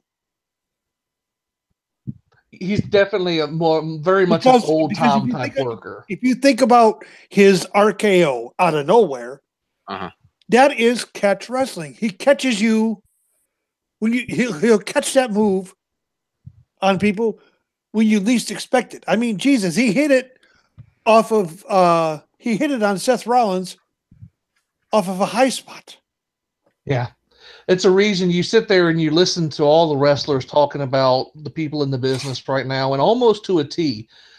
Paul Heyman made a very famous point about it. It was on one of the Legends of Wrestling podcasts or roundtables on the network. Mm-hmm. But they were talking to Paul Heyman once, and he was like, this must have been back in 2005, 2006. If you could take four wrestlers and start your own wrestling company and to draw money, who would you take? And Paul Heyman's answers were Randy Orton, and then give me Randy Orton. Possibly the smoothest, most fluid wrestler on the roster, even today. Just because it's so easy for him. Everything is easy. Yeah, it's just that fluid. He has a natural gift of performing the moves in the ring that it looks too easy for him. And he looks bored when he's in the ring. I don't think the word for it is bored. It's more that he has a languid pace, I think. Because he knows. But the thing about it is that let's not forget. Let's not forget he graduated from the school of Triple H. So obviously the whole. No, that has nothing to do with it. He graduated from the school of Paul Orndorff. Oh yeah. Okay. I should say Bob Orton Jr. Ace. Yeah, the School of Ace. He graduated the School of Ace. Oh, I love Bob Orton. Bob Orton Jr. was great for his time. 5 year broken arm. I love it. That's heel heat right there, pal. So the broken arm for 5 years. Yep, And he it did. worked. Yeah, Bob Orton and Don Morocco was a very underrated tag team from that mid-'80s WWF period. Yes, they are. I'm sad. It was sad that they never got a run with the belts. Yeah. Oh God, you want to talk about something good? I know we're just spitballing in every direction here, but the tag team wrestling scene in the '80s was fantastic.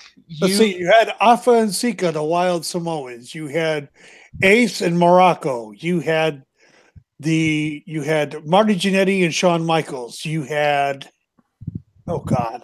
Well, even if you're going back a little bit further, Rock and Dick Roll, Murdoch right. and Adrian Adonis. Oh they God. were a great tag Oh team. God. No. I got one even better than that.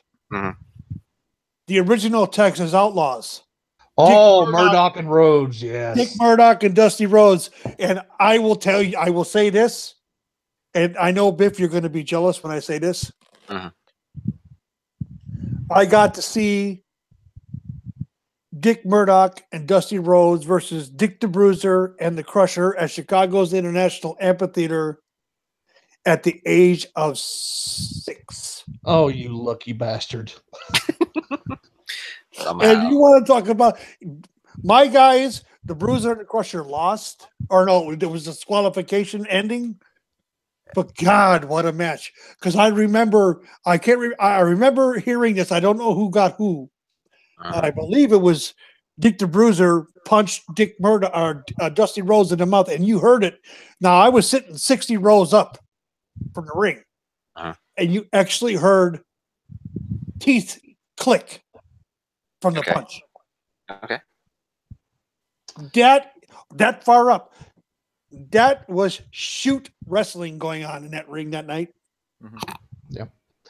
That's how it used to be. That was great. You know, you would talk, talking about the old school and how it used to be, Jack Briscoe and Dory Funk Jr. would just go out for 60 minutes and stretch each other. Oh, yeah. And you talk about two of the best. It's like you are watching attempted murder, but these two guys were just so good at what they did. And Jesus Christ, if you look at the cage match from 1975 or 1976 with Mulligan, Lanza, with Pretty Boy Bobby Heenan, as he was known as in Chicago. Versus Dick the Bruiser and the Crusher from Soldier Field in the cage. 35 minutes of 5 men beating the living shit out of each other. And Lanza, Mulligan, and Heenan laid out in the ring when Bruiser and Crusher walked out, and everybody was bleeding. The funniest thing is that Bobby Heenan was wearing white trousers and a white shirt. It was not that color at the end of the match. It ended, It ended with him having red. That was a strategic decision by Heenan, too. He knew what was coming, so he planned ahead. Those were some of the greatest matches. The late 60s, 60s, 70s matches were some of the greatest matches because you had people that were literally beating the shit out of each other. Oh, my God. Night after night after night. If either of you guys actually... here's the funny thing. You want to know one of those wacky comedy teams in the WWF in the 1980s? I think that you two have figured out which team I'm talking about, but they were actually one of the most vicious heel teams in the New Zealand area for the long time. The Bushwhackers. The Bushwhackers. Or as they were called, the Sheep Herders. Yes. The Sheep Herders were vicious, violent. They were crazy people in the ring. They could just lost this shit. Every territory had their regional brand of heel. Every territory had those two vicious monsters who it They weren't just winning by cheating. They were winning because they literally beat the other opponent so senseless in the ring that they could take their shiny things. Basically. Biff, Abdullah the Butcher here. We're talking. Oh God, I love Abdullah. I gotta interject this. Larry Shreve was and still is an awesome man. Yes. You have a face that was uber over too much. They would call in Larry Shreve to knock him down a peg or two. Oh yeah, of course. I have to interject this here, guys, because we're talking about this. We're talking about manly man stuff here. Manly man. People, I've actually had conversations with people where they were talking about the most violent or the most realistic fights they've ever seen, and you'll have some people, especially around my age, kind of the mid-30s. What is your age? I am 32. I'll be 32 in a couple of weeks. So I'm going to be 54 in June. Yeah, well, see, that's kind of what I was old. I feel old. I'm older than my chronological age. Let's put it this way, Biff. You know a lot of history, though, which I have to give you credit for. Well, I just love wrestling that much, but I go back into this, and you have these fights. And I want to ask you a question, and then you can go back on your thought. Sorry to interrupt again. Was it your grandma or your great grandma that turned you on to wrestling? Well, it was actually my great grandmother. Unfortunately, passed away before I got a chance to know her. She's the one that jumped the ring and tried to attack Blackjack Mulligan. Okay. It was my uncle. It was my uncle that got me in. He told me one day that he was going to bring me an action figure that I had never seen before, and I was like, okay. It was like Teenage Mutant Ninja Turtles, or what we talking about here. He said, no, it's even better. The dog face gremlin, and I'm like. Oh. Who is the Rick Steiner? Gremlin. It was Rick Steiner. And between the time he told me the dog face gremlin and the actual figure came, I had started watching wrestling and I got it. And I'm like, Uncle Johnny, that's Rick Steiner. And he's like, that's the dog face gremlin. Our Christmas, our family dinners were about old school wrestling from Independence Arena. It was the original Charlotte Coliseum here in Charlotte. It's Mid-Atlantic, talking about, Blackjack, Wahoo, Roddy Piper when he was here in the 70s and 80s, Ricky Steamboat, Jay Youngblood, just the whole list. That was how I got into it. And I was kind of the oddball in the family because I was a kid in the early 90s, and so I was big in WWF, and everybody's like, why the hell are you watching that cartoon crap when you could be watching, WCW? And then, of course, P and News came and killed it. But, it's just that's how I came of age. Yeah, that was just a family institution. That's how it was here in the Carolinas. Okay.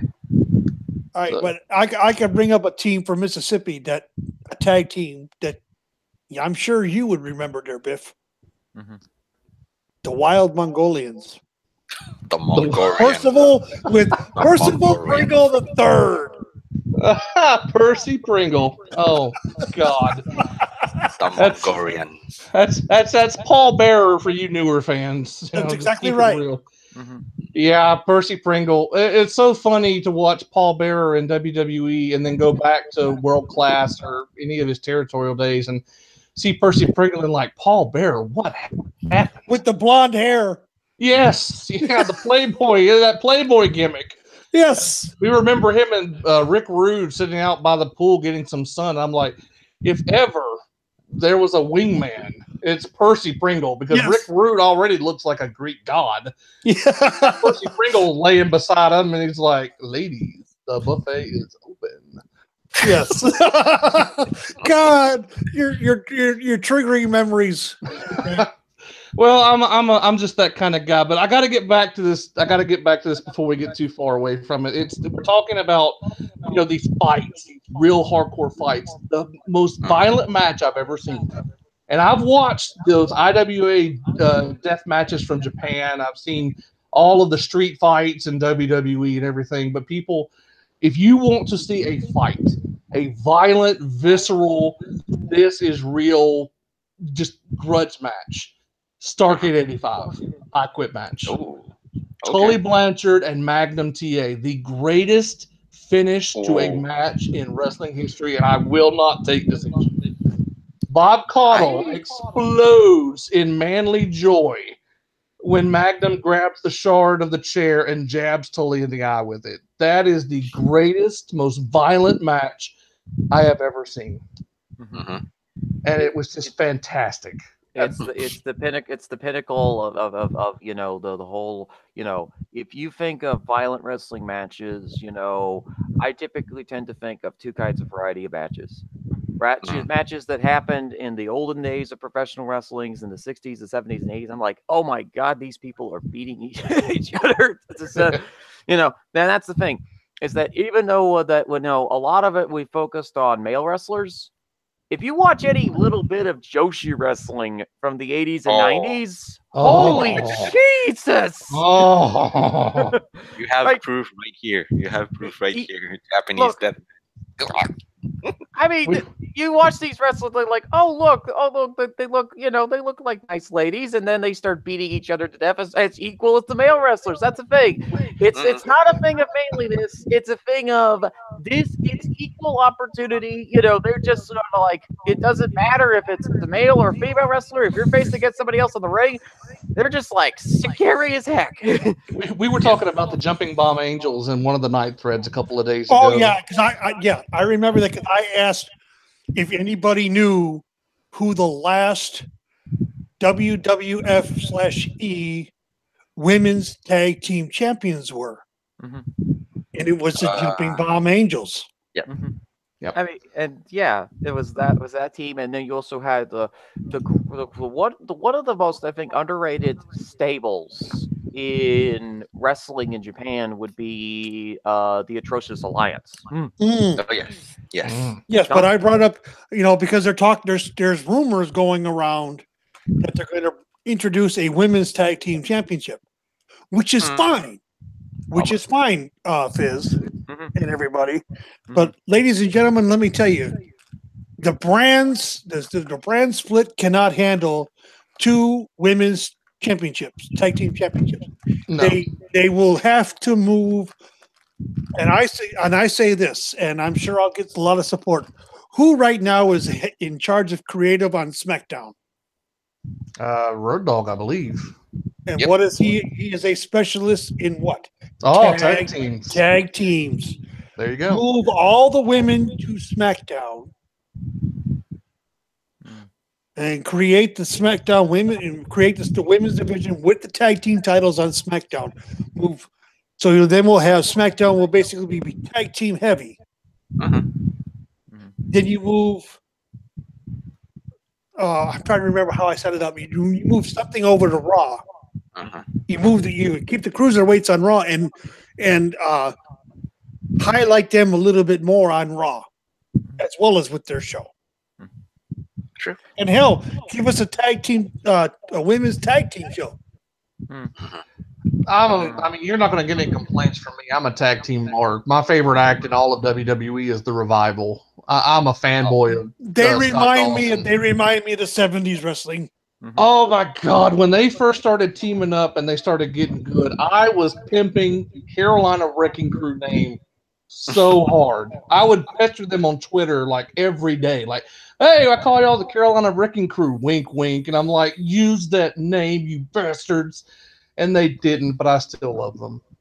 I think the Revival. I think the Revival is a good enough name for them, in all honesty. But you know, I think that the one big problem with that plan is that I would like women wrestlers on Raw and SmackDown. I think that if you just I don't mind if you. I think the better thing would be to just make the SmackDown would just have to make the women's tag team championship universal to both brands because they're ending the brand split. We know that that they're ending the brand split at this point, and make the SmackDown the women's tag team championship universal to both brands. That way, you can have both a women's champion on Raw and you can have a women's champion on SmackDown. Yes, and I know someone in the room. I know someone in the chat's going to say, "Give it to the Iconic Duo. Give it to the..." No. That's the last pair I want to have it. Oh, just give him the chance. No. They are not worthy. Fine. I'm gonna jump in here and offer my 2 cents on the women's division on both shows, because I think the big problem that they've had both on SmackDown and Raw is that you really see a dichotomy between what NXT was doing and what they are still doing and what the main roster does. Asuka and Charlotte is the perfect example of a storyline where the women are treated just as seriously as the men.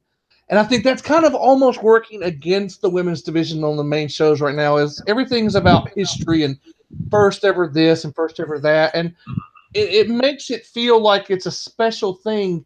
And it is a special thing, but we don't want to get to the point where the women are just getting the opportunities. We want to get to the point where the women have the same opportunities because they're treated with the same level of seriousness and respect.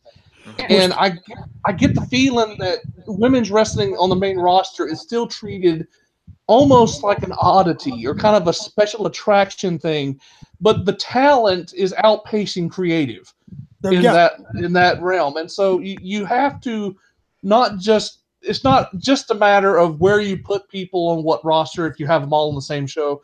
You have to have a completely different, a complete overhaul of the mentality of booking women's wrestling. Because we're getting to a point in 2018 where they can carry feuds just as well as the men can. And you have to give them those opportunities. Sorry to interrupt you a couple times there, but the biggest problem with the women's division on both SmackDown and Raw is one Beaver Boy. Kevin Dunn is a bit of a problem, but I think that another problem at this point is you brought up a very interesting point, Biff. Special attraction match. Okay, the one person that I feel as though that has been somewhat negatively influenced by old school wrestling, and this is and in every genre, in every era of professional wrestling, there was always a pro and a con to everything. And the special attraction match is a pro, and the special attraction match is a con. And I feel that in this particular instance, it's a con to the women's wrestlers because it's not just Dunn that's been the problem. It's Stephanie. Stephanie has gotten so obsessed with the ideology to prove to all of her cool friends. Because here's the thing. Vince does not give a proverbial toss about what anybody else thinks about him. If it's the one of the few things that still works in his 72-year-old brain, besides his obsession with fantasy football, is making money. The women's division is making him money right now. He is happy with that. Yes, it is. Triple H cares what people think about him. He's very insecure. He wants to prove himself as old-fashioned as these legend wrestlers that we've talked about early in today. That's his biggest weakness. He's trying to recreate the territory days with NXT. But the problem is that NXT is having a lot of issues with its creative booking and roster. Nobody in that promotion seems to know how to develop a mid-card, and the lower card feuds are just not working out all that well. Then we have Stephanie. Stephanie has always felt a bit insecure about the fact that she was part of a family of wrestlers because she grew up in Sanford, Connecticut. Sanford, Connecticut, for those of you who aren't aware, is one of the richest places in the Northeast. So in any other city, in any other town, maybe except for LA, or possibly some parts of New York City, they would be considered the richest family in town. They would be considered the ones who are like, the people who all get worshipped. When she was born and when she got into wrestling in the 1980s and 90s, it was, who is that Carney family?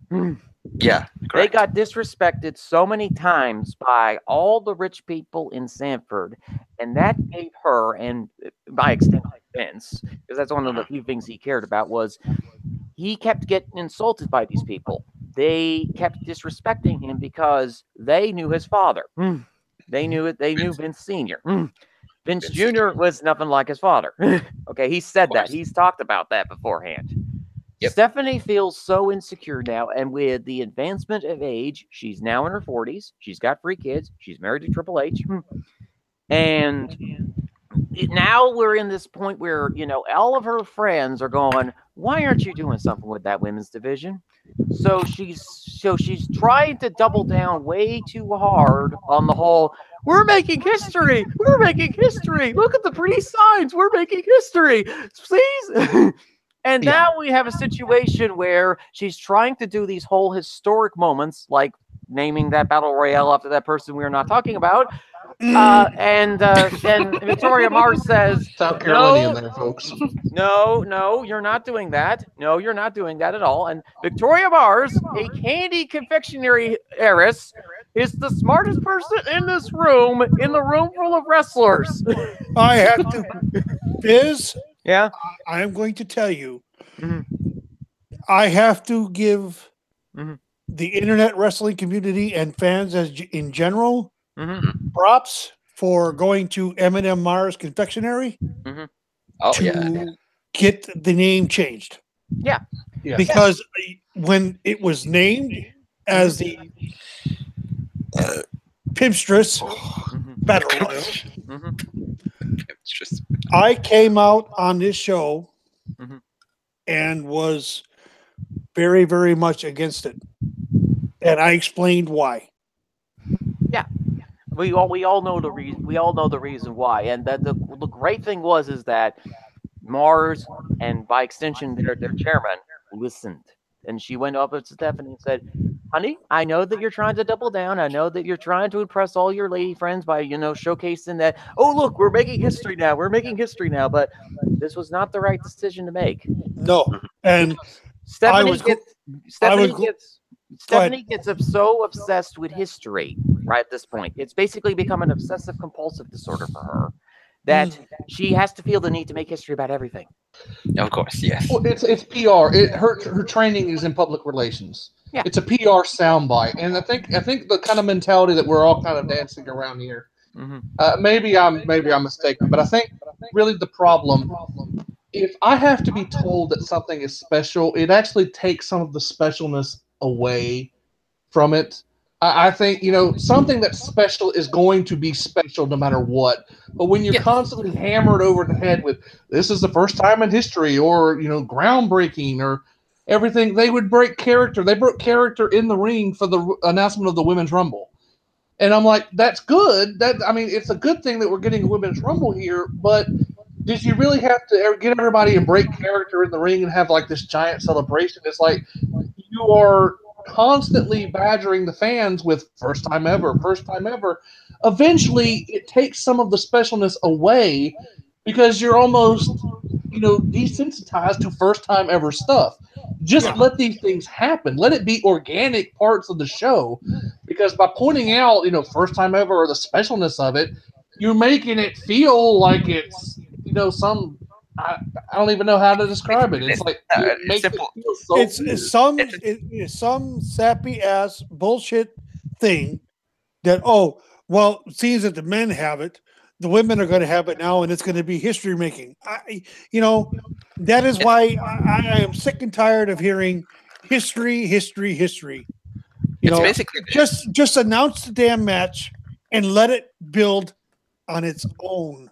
Yeah, let the fans build it up. Let the fans get into it, because that's how you make it special. The fans get excited. They talk about it and they build it up in their heads. That's Wrestling 101. You get the fans involved. Yes, I don't want to become Daniel Bryan here, but yes. That's like the fifth yes you've had today. This is what the business is about. He has a lot of it. If you create history, announce something that is the first time ever for the women's division. That's all you need to do. Let the fans go nuts. Let the fans mark out. Let the fans get on the internet and say, "Hey, this is going to be great."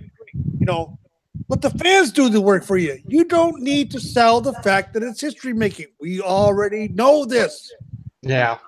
If anything, they're depriving us of that ability. Anybody with half a damn brain would be able to figure out, hey, this has never happened before. Yeah. That's all that's needed. I agree. I agree with you on that. I do think it's interesting. Biff made a good point about it. It's like, that's the thing. all the times that you saw on all those old posters back in wrestling, what were the words used? First time ever, special attraction match. You know, it's stuff from the old era that's getting into Stephanie's head, and she's trying to recapture that genie in a bottle and doing it in such a way that's just like she's overselling it. Yeah, she's overselling it, and it's at the same time, some of the most passionate fans that I've seen online are people who are women's wrestling fans. Oh yeah. Sometimes a bit over passionate, mind you. And their energy and their rage could literally be used to power the entire United States of America for at least 52 years. 55 probably. If Becky Lynch wins the title. Probably. We love you, Matt. Yeah, we love you, Matt, but Becky Lynch is not going to hold the title for 27 years. I would be okay with that. I'm a Becky Lynch fan too, but I know. But the thing about it is that there's not going to be another Moolah. Yeah, I said the cursed name. Find me $100. I'll pay it. I said the cursed name. Fine. You know what I think it is, though, Fit? I think the deal with women's wrestling, and I think this is especially prudent for longtime fans. Taker, you could comment on this too, but we have seen such a transformation just in our lifetimes as fans of what women's wrestling means. If you came of age in the Attitude Era or the Ruthless Aggression Era, your idea of what women's wrestling used to be is so archaic and I'm just going to say it, barbaric compared to what it is today. It was sexualized. It was, TNA, not the TNA, but it was, it was all about, this just really cheesy, really dirty, just grungy, throw women out in underwear and sexualize them. And, it's just, we've moved past that. Women's wrestling has evolved. And Biff, I saw women's wrestling in the 70s, and they were actually in the ring wrestling, working their asses off. Okay? Oh, yeah. Vince McMahon and Kevin Dunn, and I'm going to say a word that is basically banned, and I know I'm going to have to pay for it, but Divas stuff that they did in Attitude Era set women's wrestling back 25 years. Yes, that's exactly the point that I was building to, because we mentioned earlier the Jumping Bomb Angels. I posted a video link from like 1987, and the Jumping Bomb Angels and the Glamour Girls are wrestling moves, and you can see where people like Becky Lynch and Bayley and Sasha Banks are taking influences from those matches. Exactly, they are, they have, and yes, that's homage to them. But the thing about it is that Moolah and her crew, pardon my language, folks, but I'm gonna say it, fucked over the Jumping Bomb Angels. Yes, it's that little group, and Vince McMahon and Kevin Dunn especially, they set it back so far. So you have old time fans like us that we know how good women's wrestling can be, and we lived through the Attitude Era and the Ruthless Aggression Era, where it's sexualized garbage and women are treated so bad. And then we see, women's wrestling start to make a comeback very slowly, but it starts happening in NXT. We see the 4 horsewomen come up. Paige and her anti-diva gimmick. Emma was a great one. Natalia, say what you will, she's outstayed her welcome, I know, but she can go in the ring. And now you have a generation of talent. Natty is a great technical wrestler. Yes, you have an entire generation. The problem, the thing about it is that folks fans today don't understand that. A sound technical wrestler should be someone you look up to learn from. Yeah, that's going back to old school, where the older technical wrestlers would help the young folks along. And that's what Natty is doing Natty is a carpenter now. She understands that. She's had more turns than Big Show did last year. She was face, now she's heel. She's back to face, now she's heel. It takes a very special person to do that. Yeah, but see, that's just the thing. Now these women are not just eye candy; They are wrestlers. They have the talent to tell stories in the ring. They are professional wrestlers. They're not special attractions. They are now just as talented in a lot of respects as their male counterparts. And I think that's why there's that fierceness to defend women's wrestling now, because we know, who's in charge of the show and their mentality. You don't want the women's division to be set back again by falling back into the Attitude Era style or the Ruthless Aggression Era. You want them to succeed because you know how good it can be. Exactly. And so there's that fierceness that's why their fans are so hyper passionate about it, because we see the past. We know what they're coming out of, how far they've come. We don't want anything to set the progress back. And it's not, white knighting. It's not because, we're just all social justice here. It's because they can tell amazing stories in the ring. Women's wrestling. I don't care if you're a woman, a man. I don't care where you come from. I don't care what language you speak, what you look like. If you can tell a story in the ring, I want to watch you in the ring. I want to be entertained. And women's wrestling, the tag team wrestling, hardcore wrestling, the brawls, the good old days, catch wrestling, I don't care at the end of the day what your style is or who you are. If you can tell a story in the ring, I will pay money to see you. And that's what I think it boils down to. We want to see success. Well, Biff, it's very simple. You go back to the times of Mae Young and Fabulous Moolah. They told fantastic stories in the ring. Mm-hmm. Yep. Yeah. They were also great catch wrestlers. Mm-hmm. Yep. Yeah. You look at Wendy Richter. You look at Jesus, Medusa, aka Alundra Blaze. She could tell a fantastic story in the ring. That was lost during the Attitude Era and the Ruthless Aggression Era, all the way up to now, until just the last 2 years. The women have been allowed to go back to the future, so to speak. Yeah. Yep. They're going back to the old style.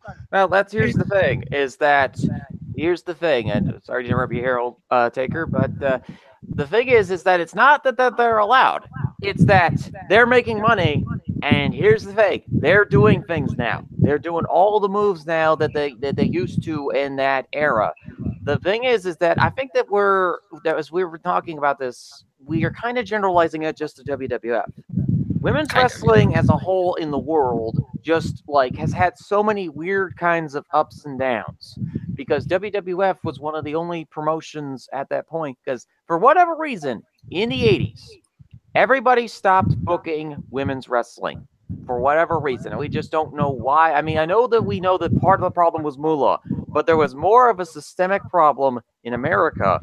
For whatever reason, in the 80s, everybody switched over to being valets and managers. And although valets and managers have a purpose that, to get heel heat on wrestlers, the thing is that when they switched to valets and managers for female wrestlers, it basically cut off them from being actual wrestlers. And then we have Europe having a economic downturn in the 1980s, so there's that outlet gone. Europe's having an economic recession in the 90s. That outlet's gone. Japan has that weird age limit thing of 26 years, so Joshi wrestling couldn't really develop until they finally got rid of those age restrictions. It hasn't been until, and women's wrestling has been developing slowly. It did some things in the indies in the 2000s. Then it jumped into... Then in the late 2000s, Jimbo shows up, and then they start doing all-female cards, slowly but surely in the Chicago area. And then they jump over to WWE, starts promoting women's wrestling more. And it's slow, it's steady.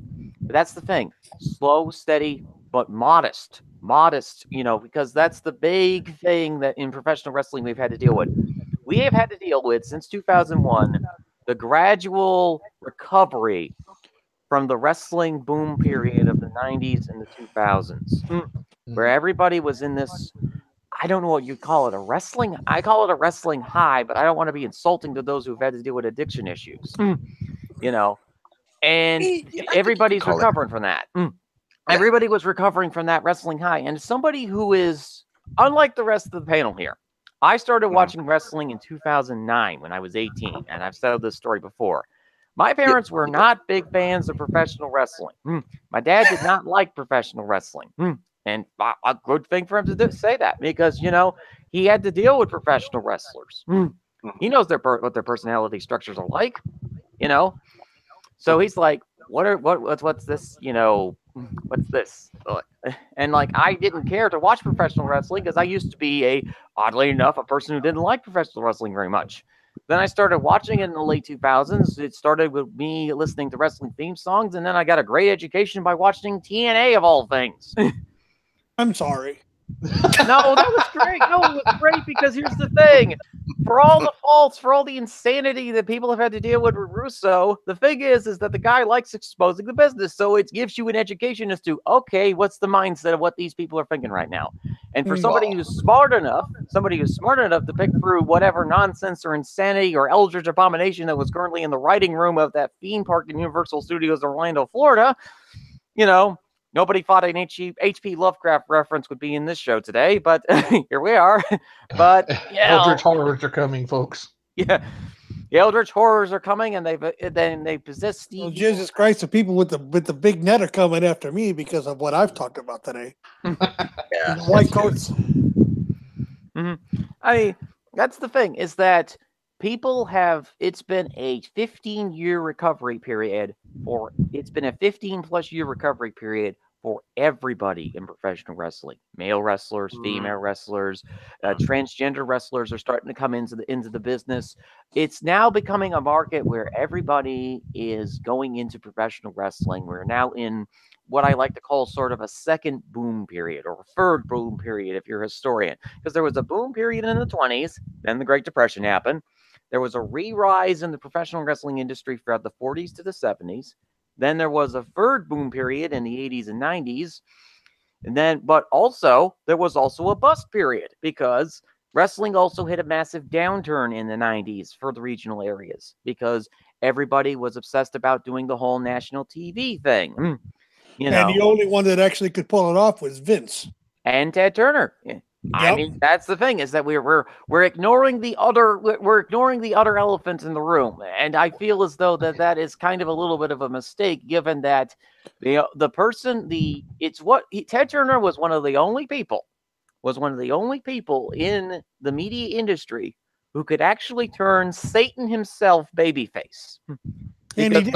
Because when Blacks, what was it, Black Saturday, 1984, Vince shows up, buys airtime for the Georgia TV stations, or is it Black Sunday? It's Black Saturday. Black Saturday, right? Yeah, it is Black Saturday. Yeah, it's Black Saturday when Vince shows up and buys the airtime for Georgia Championship Wrestling, and Ted gets furious because he's watching this and he's going, "This isn't our style of wrestling." Well, what is this? What is this Yankee Northerner doing? And what's kind of funny is that Ted, and it was shortly after, Fizz, not to interrupt you, but it was shortly after that he bought Mid-South. Yeah, a couple of years later, he bought Mid-South in 1988. And a lot of people are like in the financial sections of the wrestling industry say, well, why didn't he just incorporate it into Turner Enterprises? The simple answer was he couldn't. In 1986, he had a massively purchased, basically almost the entirety of the MGM film library for his station, and that includes the MGM cartoons. He's investing in a wide variety of TV network channels at that point. He had bought the Braves. He had bought the Hawks. He didn't have any other money to spend, so basically he makes WCW, NWA, a subsidiary because he can't afford to bring it into the main network of Turner Broadcasting. But he gets this vengeance about Vince. And I'm like, I've never seen anybody else. I mean, everybody else in professional wrestling wants to get revenge on Vince McMahon or all this other territory promoters. But the only one that was really obsessive in that goals, because he had been felt like he had been wronged, was Ted Turner. Well, when Ted Turner bought MGM Studios library, that was the genesis of Turner Classic Movies. And TNT too. And the thing about it is that Turner took a lot of those movies that MGM had made, especially the black and white ones, and ruined And he colored them. He ruined added them. color. Which, if he'd have left them alone, it would have been fine. Yeah. I actually have something to add on this very subject. I was literally just reading a book about this, and it's so interesting that it came up today. But Ted Turner, what a lot of people forget now, Ted Turner actually went deeply into debt in the 80s. He tried a hostile takeover of CBS and failed. And then he paid what some people thought was almost $500 million more than he should have for the MGM library. And so what he did, one of the reasons he actually added color to some of the films, it was actually such a controversial thing that it turned out to be a big PR boom for TNT. That's how he started. The very first thing that TNT ever aired was Gone with the Wind.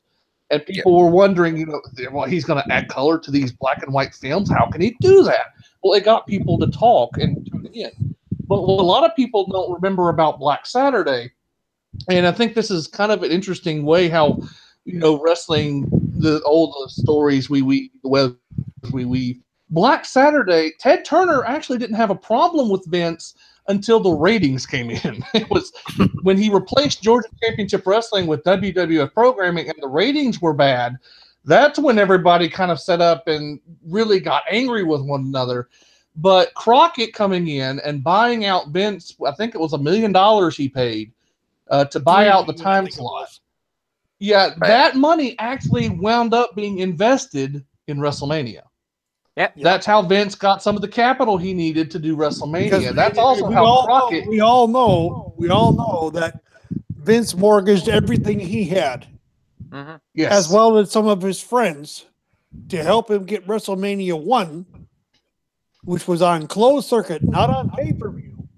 Yes, at Madison Square Garden, the mecca of Northeast wrestling, off the ground. And if it succeeded, WWF/E would survive. If it didn't, they were going to die. Yep. So Vince played everything on 7 coming out with the dice and won. Because he was WrestleMania 1. Because he was the smartest person in the room. The thing that we forget about in the landscape of wrestling in 1984, and it's not a George Oswald novel, this is far more crazy than that. Sometimes I feel like we're living in 1984, but I mean, honestly, if George Oswald ever got into the pro wrestling business, he'd find out, my God, I'm the sanest person in the room. Yes, he would. Because here's the thing. Crockett and McMahon were the 2 youngest owners of professional wrestling promotions at that time. And the most aggressive. Yeah, the most aggressive because they had learned 1960s, 70s business practices of being very aggressive about things. There was a massive die-off and retirement of a lot of the old NWA promoters around this period of time. It was a perfect storm. But the major difference between Crockett and McMahon, Crockett didn't know how to budget things. McMahon did. Crockett continue. McMahon is a savvy businessman, basically. Yeah. In all sense of purposes. No matter how much no matter how much we comment or just criticize about him, he's a smart businessman. He wouldn't have survived up to this long if he wasn't that smart. I mean, it's funny to me because I feel like Vince is one of the worst liars I've ever seen. But that's because of the fact that he was in an era where he's in an industry where people are not paying attention to facial expressions. Whereas if I was a wrestler and I was doing business with Vince McMahon, I'd be looking over at him and going, okay, he's doing this, he's doing that. Okay, let's calculate the numbers here. Okay, I'll go for the middle. Go for the middle. Accept this offer here. And then we'll move down to another territory in like 6 months or so.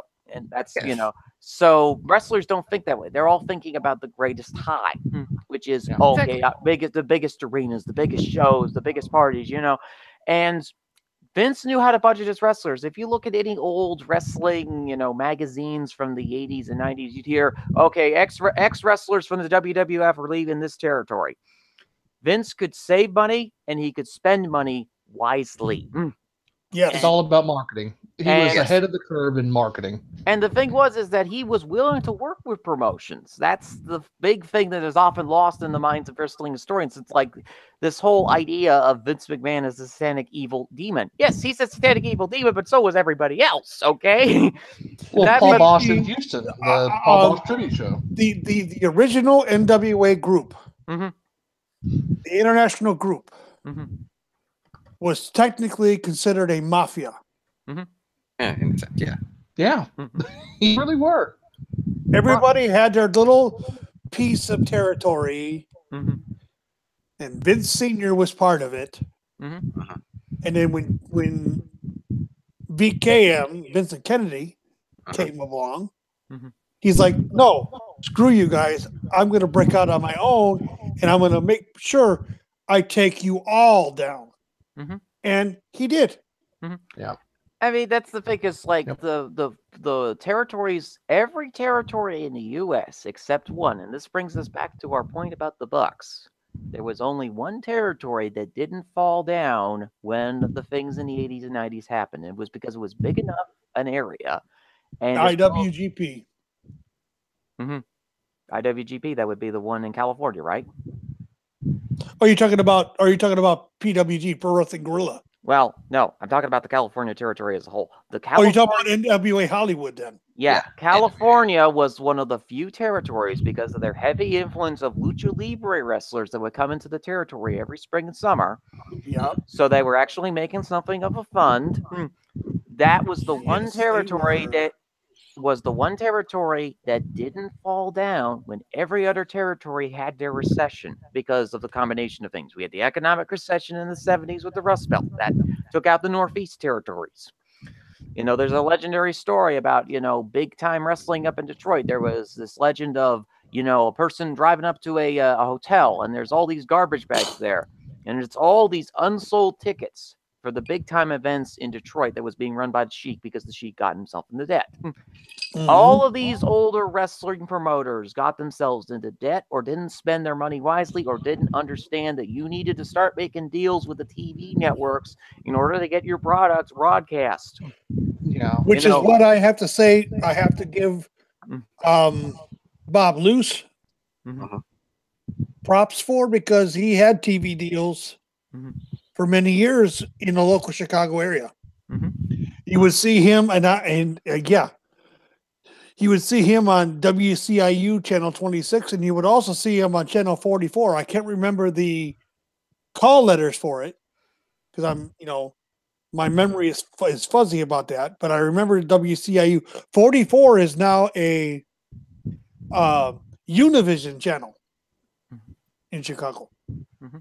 But you would have, Jesus Christ, on Saturday and Sunday, you would have up to 6 hours of wrestling on both of those channels over 2 days. And it was wonderful as a kid. 7, 8, 9, 6, 5, 6, 7, 8 years old, watching my heroes, seeing the Baron von Raskins, the Wahoo McDaniels, the Billy Red Cloud. If that's a name I know you know. The Bruiser, the Crusher, Cowboy Bob Ellis, Ernie Ladd, Pepper Gomez, Pedro Morales. Yeah. I remember watching, Bockwinkel and Stevens as a tag team champions forever. And I hated those two sons of bitches. I hated them. Well, they were doing their job then. That's what they were supposed to do. And I'm a kid, and I'm like, why can't Bruiser and Crusher win? Damn it. He'll always be pissed off at that whenever I will. That's the interesting thing is that, Eric Bischoff claims to be the guy that is like, controversy creates cash. I'm like, dude, Ted did that way before you did. Yeah, Vince did it before he did. Yeah. Exactly. The NWA did it before Bischoff did. He just took an old idea and made it new again. That's all he did. Yep. Leather jacket, a motorcycle, and and this whole and an idea from Japan of all places. Yes, the NWO is a NJPW thing. Yeah. Yes. Yep. Yep, it's a Japanese angle that they brought over for WCW in '96. And the thing about it is that the person who actually brought it to Bischoff was Nash, because he had spent time in Japan during that run of that other promotion in JPW. I think he teamed with Jushin Thunder Liger on a few shows as Oz. He did. Kevin Nash and Jushin Liger tag teamed? Yes, they did. Wow. It's on YouTube. You can find it. That is a pairing right there. You might find it. You'd be surprised at actually how good the matches were. Wow. Jushin Thunder Liger carried the team, not Nash. Yeah.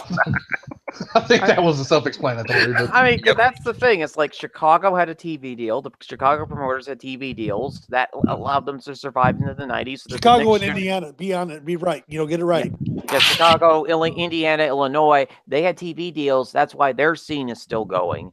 But they did have a bit of a recession in the 90s. Then we have Memphis. And Memphis is an area that is basically elegant to, you could literally drop everything on top of Memphis and it would still survive like a cockroach. And that's the same thing with its wrestling promotions. They had managed to develop this strange cult following, because it's Tennessee after all, and the cult followings are kind of a thing down there. And they managed to survive. And because Lance Russell worked at this TV station, the costs weren't particularly high. Yes. Yeah. And then finally, as we said, California. The reason why the Young Bucks are so obnoxious and so overconfident is because California never had a major wrestling recession. They believe that their way is the best way in the Indies because it's California stoner overconfidence. They're always overconfident about everything. Just look at any of the tech giants that are down in Silicon Valley. They are really always constantly overconfident. If you want to figure out things about Californian wrestlers, look at the California tech giants. That's where they get that personality from. And it's so weird, too, especially now in hindsight. Whenever you talk about the territory days in the modern era, if you're looking back at 80s wrestling, you hear about your Mid-Souths, your Mid-Atlantics, your championship wrestling from Florida, the AWA. You almost never hear about San Francisco and Royshire. You almost never hear about Los Angeles. But those territories lasted for so long, and it was such an influence in the business. It's almost, kind of a lost period of history when we don't talk about California wrestling. Yeah, everybody. You talk about that, but you mentioned the Royshires from the Bay, and the Cow Palace. Yes. Okay, and you talk about the LA, but and Fizz talked about it briefly. The Chicago territory survived and was one of the last holdouts to sell to Vince. Yes, Dick the Bruiser actually sold Chicago and Gary, Indiana, to Vince, but kept the Indianapolis market to him for himself. Yeah. And he kept it until he died. Yeah. Well, it's hard for people today that weren't around during that period or are not students of wrestling history to understand. Is you have to understand how Vince McMahon was different from his contemporaries. Vince McMahon recognized before anyone else, and this is why he had the head start, and this is what let him win the war. It wasn't just about the wrestling in the ring. It was about marketing your talent. Exactly. And you compare the two biggest promotions in the 80s, I think we would argue, we might quibble here over this, but by 86, 87, the two biggest promotions in the U.S., the WWE in New York and Jim Crockett in Charlotte and Atlanta, he would eventually move. Those were the two biggest, okay? And I have a real personal interest in this because I live in Charlotte. Vince McMahon invested... Really? Well, woo, baby. Biff, I'm going to bust your chops when you do that. Well, I'm going to say woo every time somebody mentions Charlotte. That's kind of my thing. Charlotte. Woo! There we go. But Vince invested millions of dollars after WrestleMania 1, because what ended up making Vince a millionaire was WrestleMania 1 selling like crazy on VHS. That's where he made most of his money from WrestleMania. And that's what allowed him to really increase his national expansion. But Vince was correct in seeing where the future was going with cable. And he knew that he needed a national infrastructure. So he put money into his business to build up that infrastructure that he would need so that when he started going to these new places, he had everything he needed ready-made to succeed. That's why you always hear the people talk about, well, WWE has the best studios and the best tech people and the best this. Vince knew what was coming and he planned for it. Jim Crockett was going toe-to-toe with Vince. Okay, he was fighting a very real war with Vince McMahon in the 80s. But it's so funny. You see, Titan Tower, and you assume that Jim Crockett had, nice offices or whatever. I've been to the site where Jim Crockett used to have his offices over off Briarbend Avenue in Charlotte. It is a remodeled convenience store. Jim Crockett never had more than 20 people working in the entire company. And that is the key difference between Vince McMahon and the other promoters we're talking about. Vince was playing chess while everyone else was playing checkers. Yep. And in the end, Vince had the foresight. And it doesn't mean I agree with killing the territories. I hate that the territories are gone. But I will give credit to Vince for this. He knew where the business was going, and he knew what he had to do to succeed. And nobody else was able to catch him. Turner tried for a time. But if you look at the finances in Turner's organization and WCW in particular, I think Eric Bischoff himself has said this. They had to be doing crazy good business just to turn a profit. That's how messed up WCW's finances were. Nobody ever truly got it except Vince. Well, the one thing I could say about Bischoff and the changes that he created for the industry as a whole was the guarantee contract. Yes. You are guaranteed this much money per year. I think that's the biggest change that he did. And I have, as much as I couldn't stand a little prick, believe it or not, and Biff, you're going to laugh. During the whole Monday Night Wars and everything, I was WCW loyal. Really? Yes. And the reason why is that they had actual wrestling in the ring. It wasn't more about the sexual lines. I watched both, and WWE or WWF/E was not something I liked. I preferred the more actual in-ring shit. Yes, the NWO with their run-ins got really ridiculous after a while. Yeah. But other than that, I mean, WCW brought the Lucha Libre and the Cruiserweights in, which I had seen living in Chicago or living in Los Angeles like I did for 25 years. I went down to the what was then known as the Olympic Auditorium and watched the NWA from LA. And I saw the wrestlers. I saw the Mil Mascaras. I saw the Eddie Guerreros. I saw the Chavo Mondo. All of them, the Glories. I saw all of them. And it's like, this is wrestling like I remembered it as a kid. And I was in my early teens then. And it's like, wrestling hasn't changed. But yet when I watched WWF/E, it had become too carny, too comic book, too graphic in some parts. Too graphic, too vulgar. And when I found WCW, I was like, oh, wrestling like I remember it.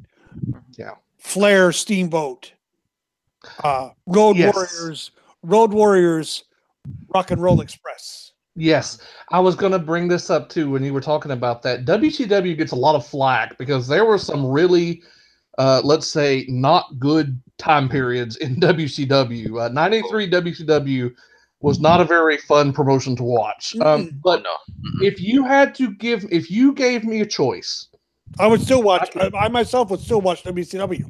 Well, it's the funniest thing too. If you had to make me choose right here on the spur of the moment, the best promotion in the 90s, the best time period, this gets glossed over so much because it came right before Hogan. But WCW in the winter and spring of 1994 was some of the best wrestling in the entire decade. Yes, it was. And it wasn't that they had like this influx of the cruiserweights. That wouldn't come until 95 or 96. It was just they got back to basic storytelling, and that promotion was hot fire. Yes, it was. Spring Stampede, and especially my all-time favorite WCW show, Slamboree 94. The Legends Reunion. That show is so great. From Philadelphia, the city of brotherly love, and it was just such a tremendous show. And then Hogan came in and killed it. Why do you want to make me cry? Because I love you, Bo. And what's funny is you just mentioned Philadelphia. What's funny is I think that what people don't realize, I think what wrestling fans don't realize, is that just how similar the ACW guys and the Southern wrestling fans are. They're both passionate about professional wrestling. It's just they butt heads all the time. Did you just compare us to Yankees? How dare you, sir? Yes, I did. Because I come from like the outsider perspective. I've said this before on broadcast. I'm sort of a bit of a Ronin in that regard. Oh, my friend, we're gonna have words after the show is over. But the thing was, WCW's best show was in Philadelphia. Yes, not a traditional Southern city, in Philadelphia of all places. Yes, it was. Well, let me throw this little wrinkle. I think the best show was in Philadelphia, but my favorite WCW show was actually, if I'm not mistaken, in Jacksonville, Florida, Wrestle War 92. Ooh. I love Wrestle War 92, and it's kind of funny if you're a New Japan fan now.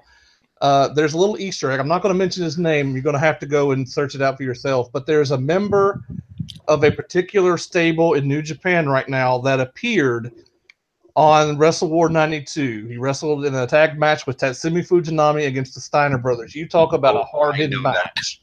I know that. That match was amazing. And, of course, War Games 92, the last great War Games match that we got in WCW, in my opinion. The Four Horsemen versus Dusty, Road Warriors, and I can't remember who else was there. The original in '87 was Ric Flair, Lex Luger, Tully Blanchard, Arn Anderson, and J.J. Dillon against Dusty, Nikita, the Road Warriors, and Paul Ellering. Yes. And in '92, we had the Dangerous Alliance against Sting Squadron. That's right. And so, yeah, that was just such a tremendous card. That was probably my favorite of the WCW shows. But if we're talking just qualitatively the best, you can't do much better than Cactus Jack and Kevin Sullivan against the Nasty Boys. Oh, God. Great tag what a team. Bloodbath. What a bloodbath that was. And then they had Terry Funk and Tully Blanchard on the undercard. I think, I forget who Johnny B. Bad wrestled in the opening for the TV title. I can't remember. For those of you who don't know, that is also what the hell was he with WWE? Mark Merrow? Yeah, that's Mark Merrill. Yeah.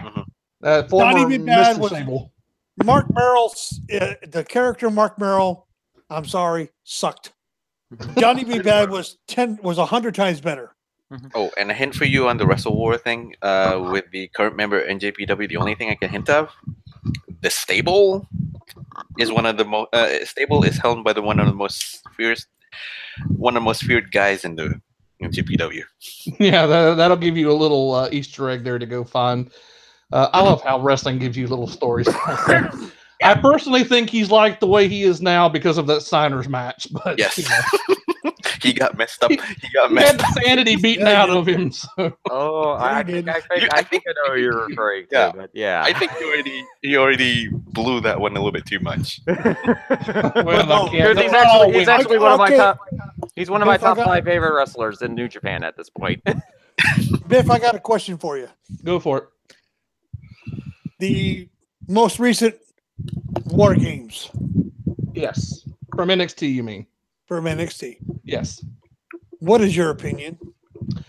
It was a fun car crash. It wasn't War Games. It had the War Games name. I enjoyed the match for what it was, but you had to kind of separate NXT's War Games from what a true War Games match was. Yeah, first of all, there was no roof. Yeah, which it kind of, I mean, I guess I understood why they did that. They wanted spots off the top of the cage. And it's like I was saying, why? Well. Here's where I argued it a little bit earlier on both when it was brought up. The roof was gone, but the guy, I think Killian Dane, had the audacity to lock the key and then swallow it in. Then he look up. Yeah, I didn't even think of that. Then he look up. Why do you swallow? What if you escaped? If you climbed out, you were disqualified. So a disqualification in a War Games match for the love. Come on. I'm about to drop an F-bomb here. Hey, Biff, you haven't heard this story yet, but when I was watching NXT TakeOver War Games, when we got to the War Games match, after about 10 minutes of watching the walking cure for insomnia wrestle, that would be Adam Cole, I legitimately fell asleep in this match. Biz, are you not a fan of Adam Cole, baby? No. Biz, I have to tell you something. Yeah. And I don't know. I brought this up, I think, last week. Mhm.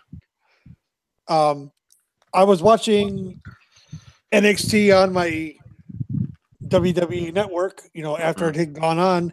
Mhm. It was a night that I was off.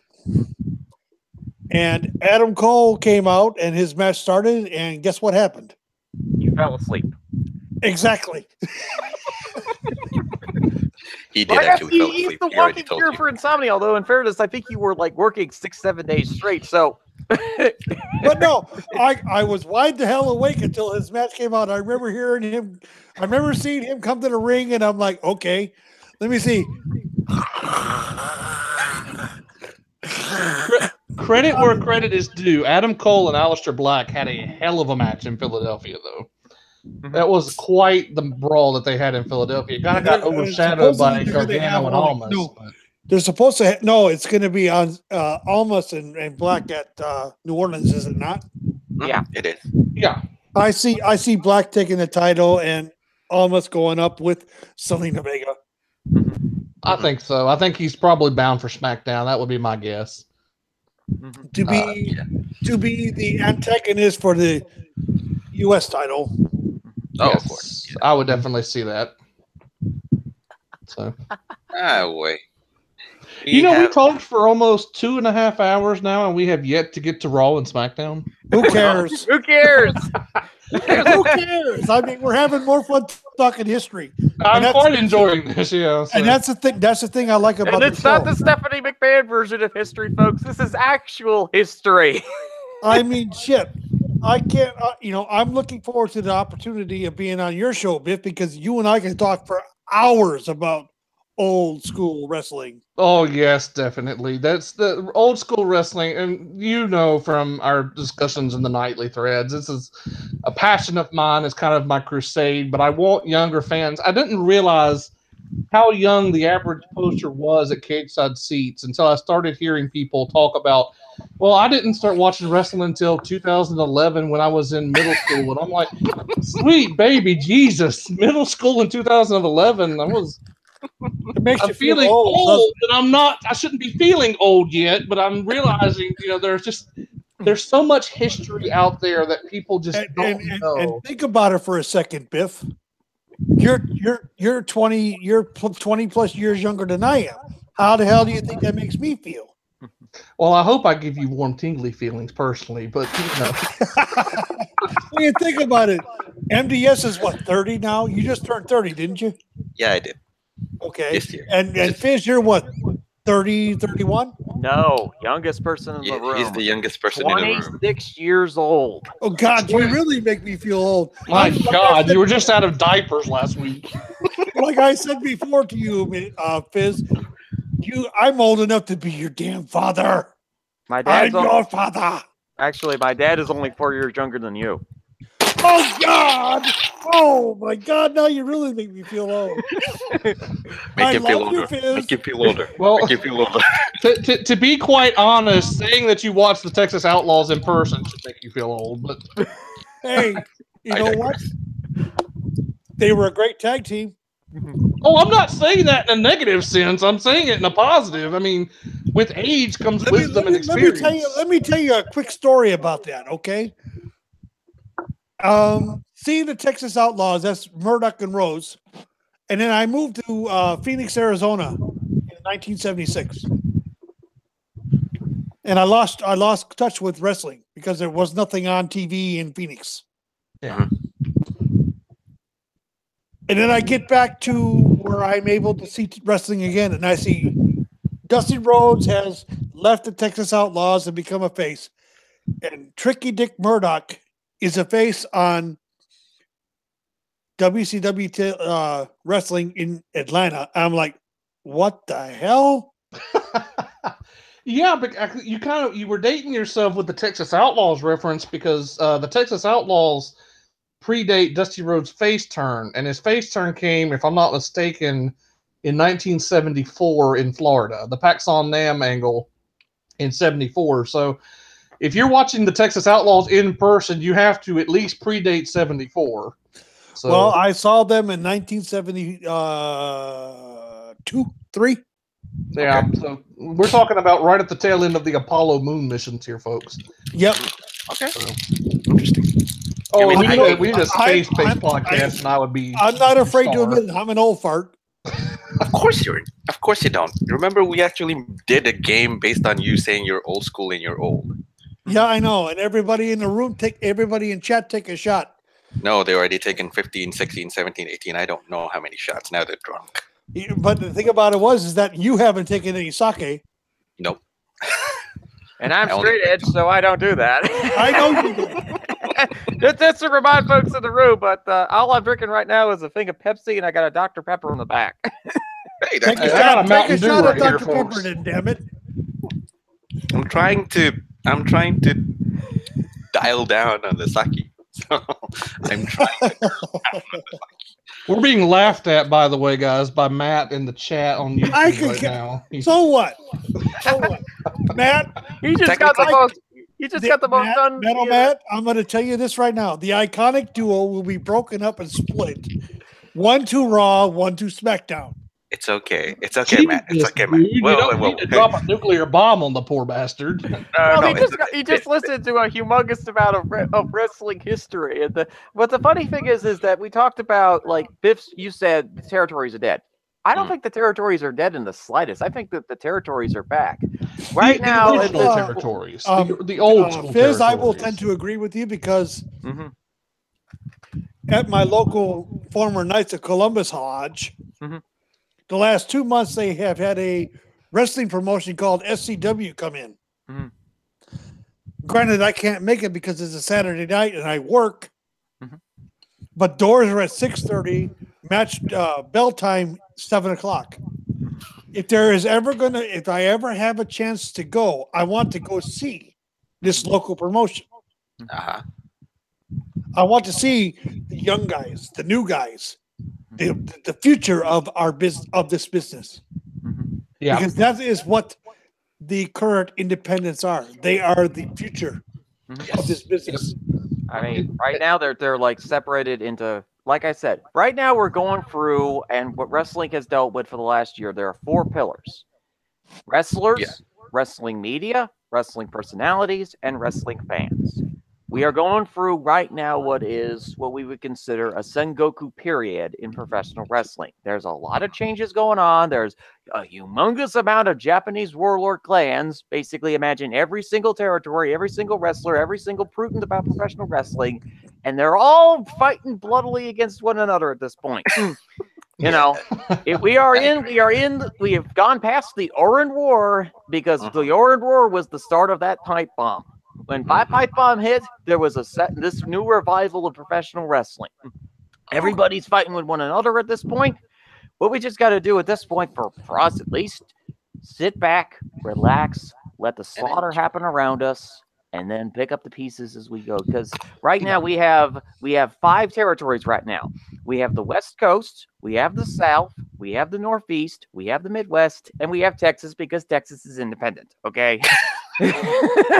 Yeah, Texas is its own country. Let's be clear. Yes, and Texas wrestlers are as independent as they come. You know, but right now, like yesterday, there was a show up in Maine, Limitless Wrestling.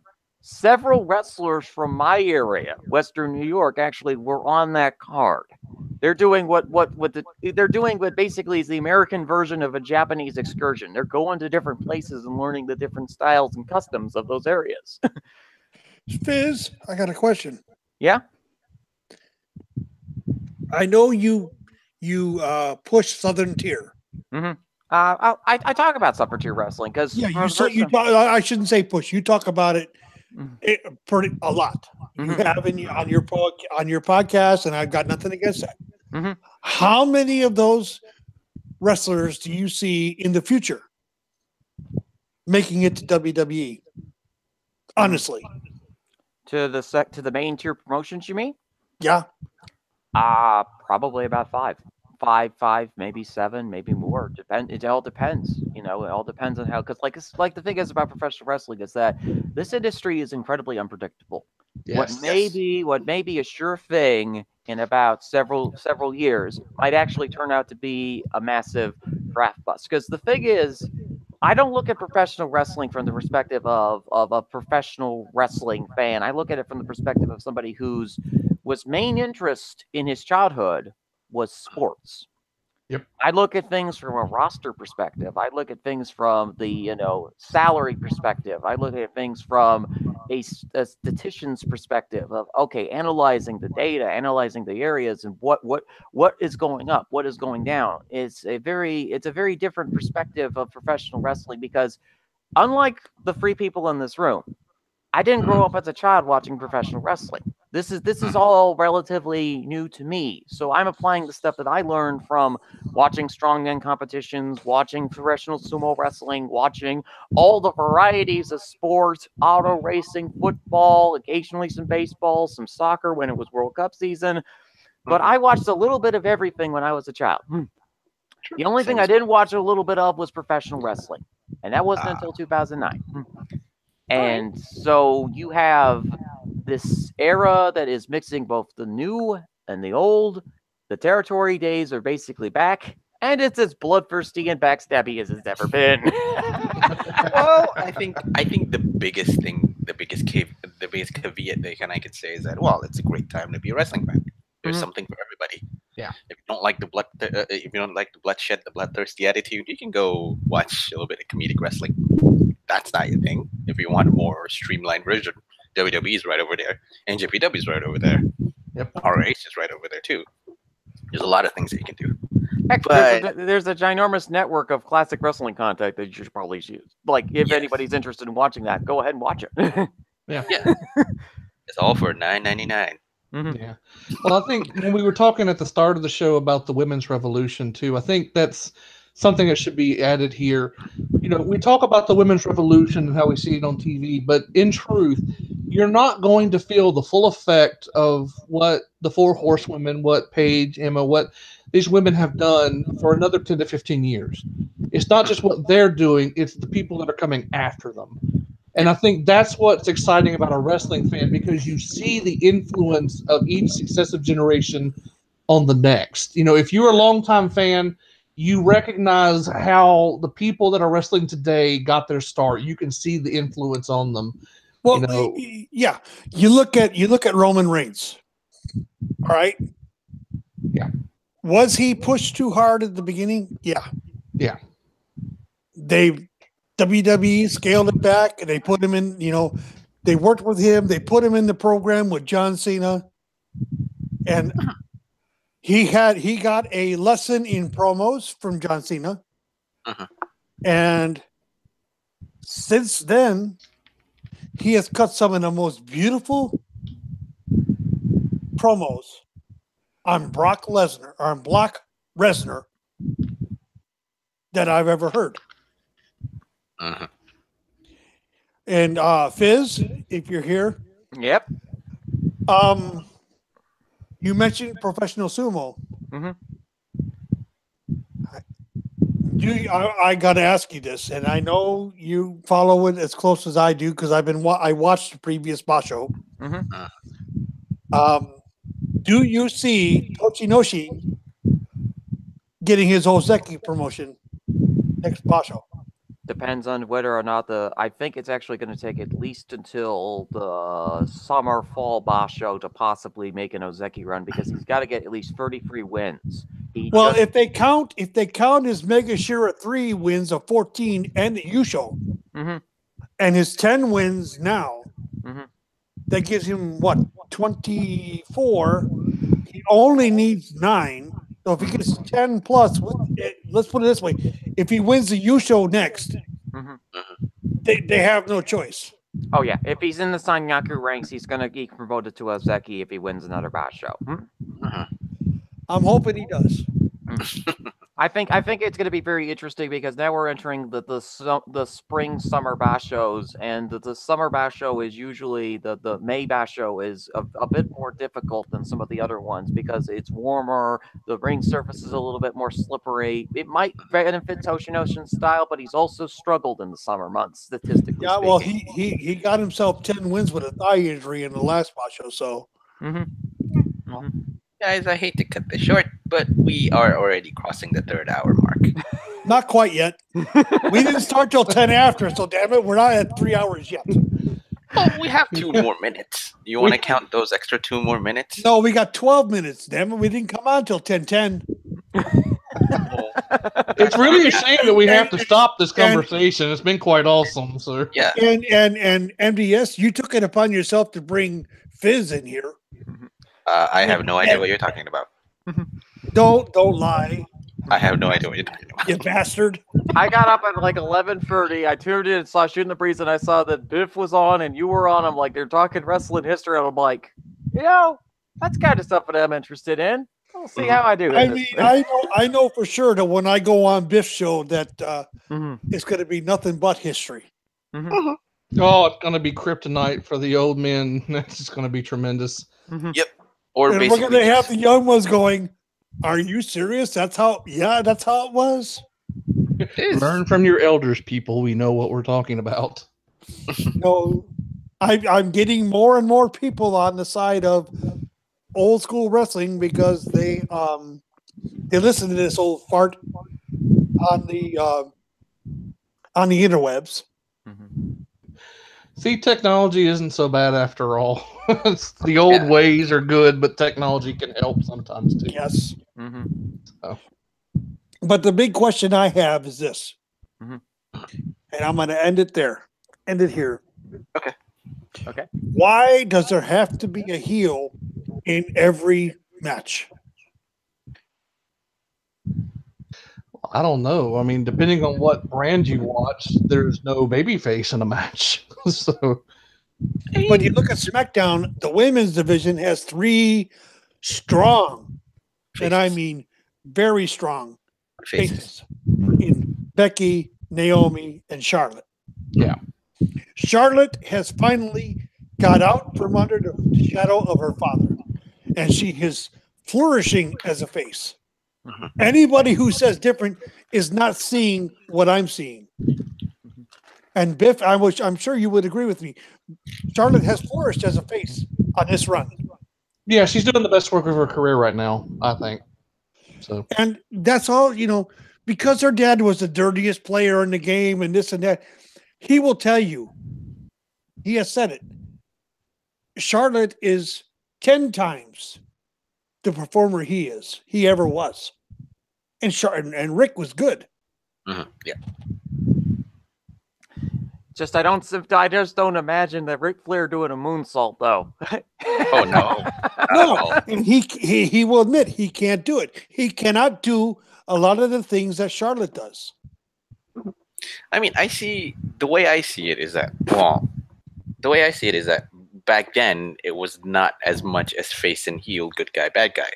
It's guy you really want to see get beat up and guy you love to see beat him up. Back in the time that Rick wrestled as a champion for NWA, he was the heel champion going into a territory to face the top face, and make the top face look like $1 million on a 1-hour Broadway. No, wait a minute, folks. Let's be real here. Rick could have been doing those flips too, but it's awful hard to do a moonsault when you're trying to hold these alligators down. Okay? Well, the thing about it is that Rick also suffered a broken back in a plane crash, which a lot of people don't understand. That changes the way you perform in the ring. I don't care who you are. You suffer an injury like that where they were telling you won't be able to wrestle again. Yeah. And he turned around and changed his entire style to where he could wrestle again. No. Well, having made the drive from Charlotte to Wilmington, North Carolina on US 74, I understand why they tried to fly. It didn't end well for them, but I understand the motivation of not wanting to make that drive. So, but when you look at what happened at Greensboro earlier this year with Charlotte, when she won the title, okay, and had no clue that her father was there. And this is right after Rick come out of the hospital. It was damn near, he was at death's door. And you see her react when she hears her dad's music and he walks out. And what did she do? She ran to him like a child. If that's not making her a solid baby face, I don't know what is. Yeah, sympathetic, what she had been through, and that was kind of, capturing that moment, showing that, she said all those things about Rick when they first broke up, but then, her father come out and you recognize that deep down she does care, and that's what really solidified her as a baby face on SmackDown, I think. Yep, and the thing about it is that when she did all that stuff, you could see it in her face. It hurt her to do that. It absolutely hurt her, because I don't care who you are, how much you hate your parents. When you're got to do something like that, it's going to hurt. Yeah. It was very nuanced storytelling the way they did that. I'll give them props for that. It was actually what could have been a real cheesy angle. It was actually very well done in that respect. And I think Rick was the guiding force behind it. Oh, undoubtedly. That was a Ric Flair. I'm sure Arn may have had some input in there too, because you see Arn in that segment after Rick leaves. Yeah. So I'm sure Arn had a saying in that too. So that was, masterclass right there in emotion in wrestling. Yes. But people don't understand it. Fans today don't understand that at all. They don't understand the nuance. Well, like you said, I think, like we said, we bantered about exhaustively for about several months. It's instant gratification time, not delayed gratification time. So there's that. But hey, it's a nice touch. It's a nice thing to do. And if this weren't a PG show, I could give the perfect analogy, but I won't. Go for it. I really can't, because it involves. And let me put it this way: fines are suspended. Go ahead. Well, I mean, it's the difference between a night of romance and a night of watching internet material to get satisfaction. That's not so bad. Well, I cleaned it up an awful lot there, pal.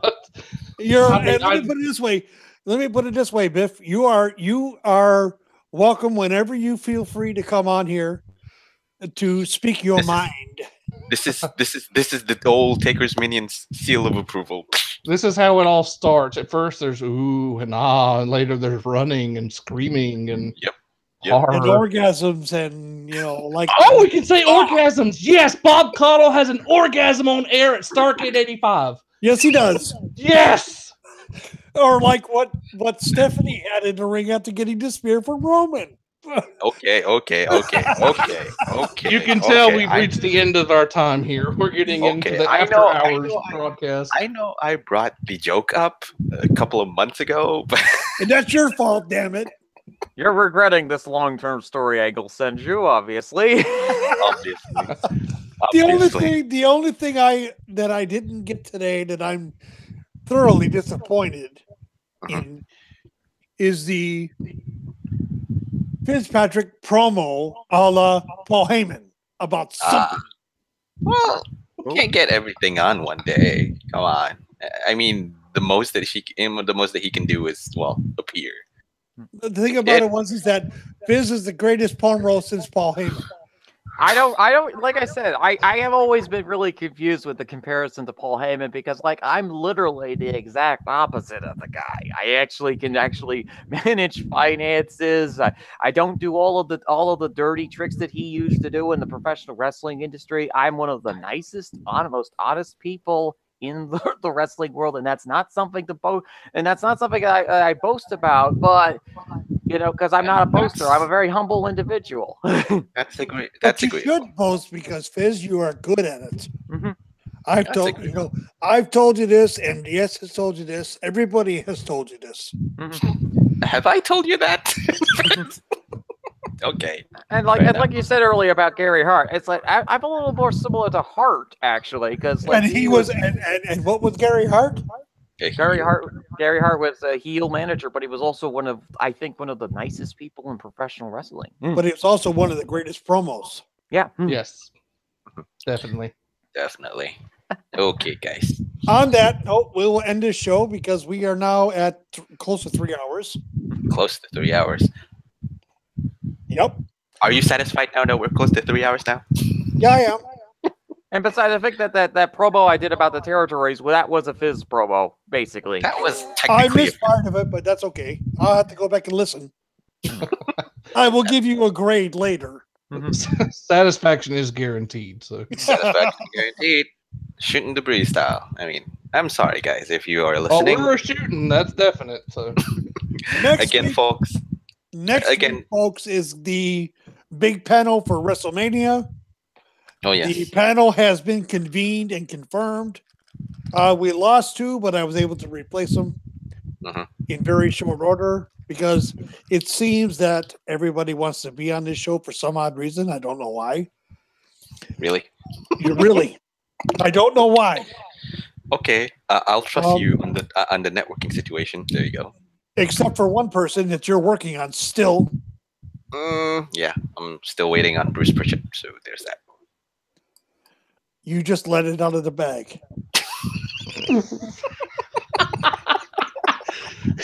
well, Damn some it, people boy. can't keep it in their pants very long, so Damn it, boy. We have kept this quiet for 2 months until today. You rat bastard, you. Oh, what a ladies and glorious train wreck.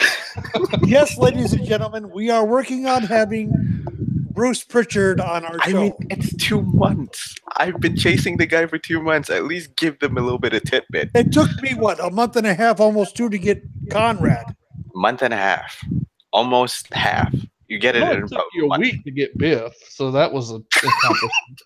Hell, I got Biff inside of hours, and I want to thank you for coming on here in such short notice.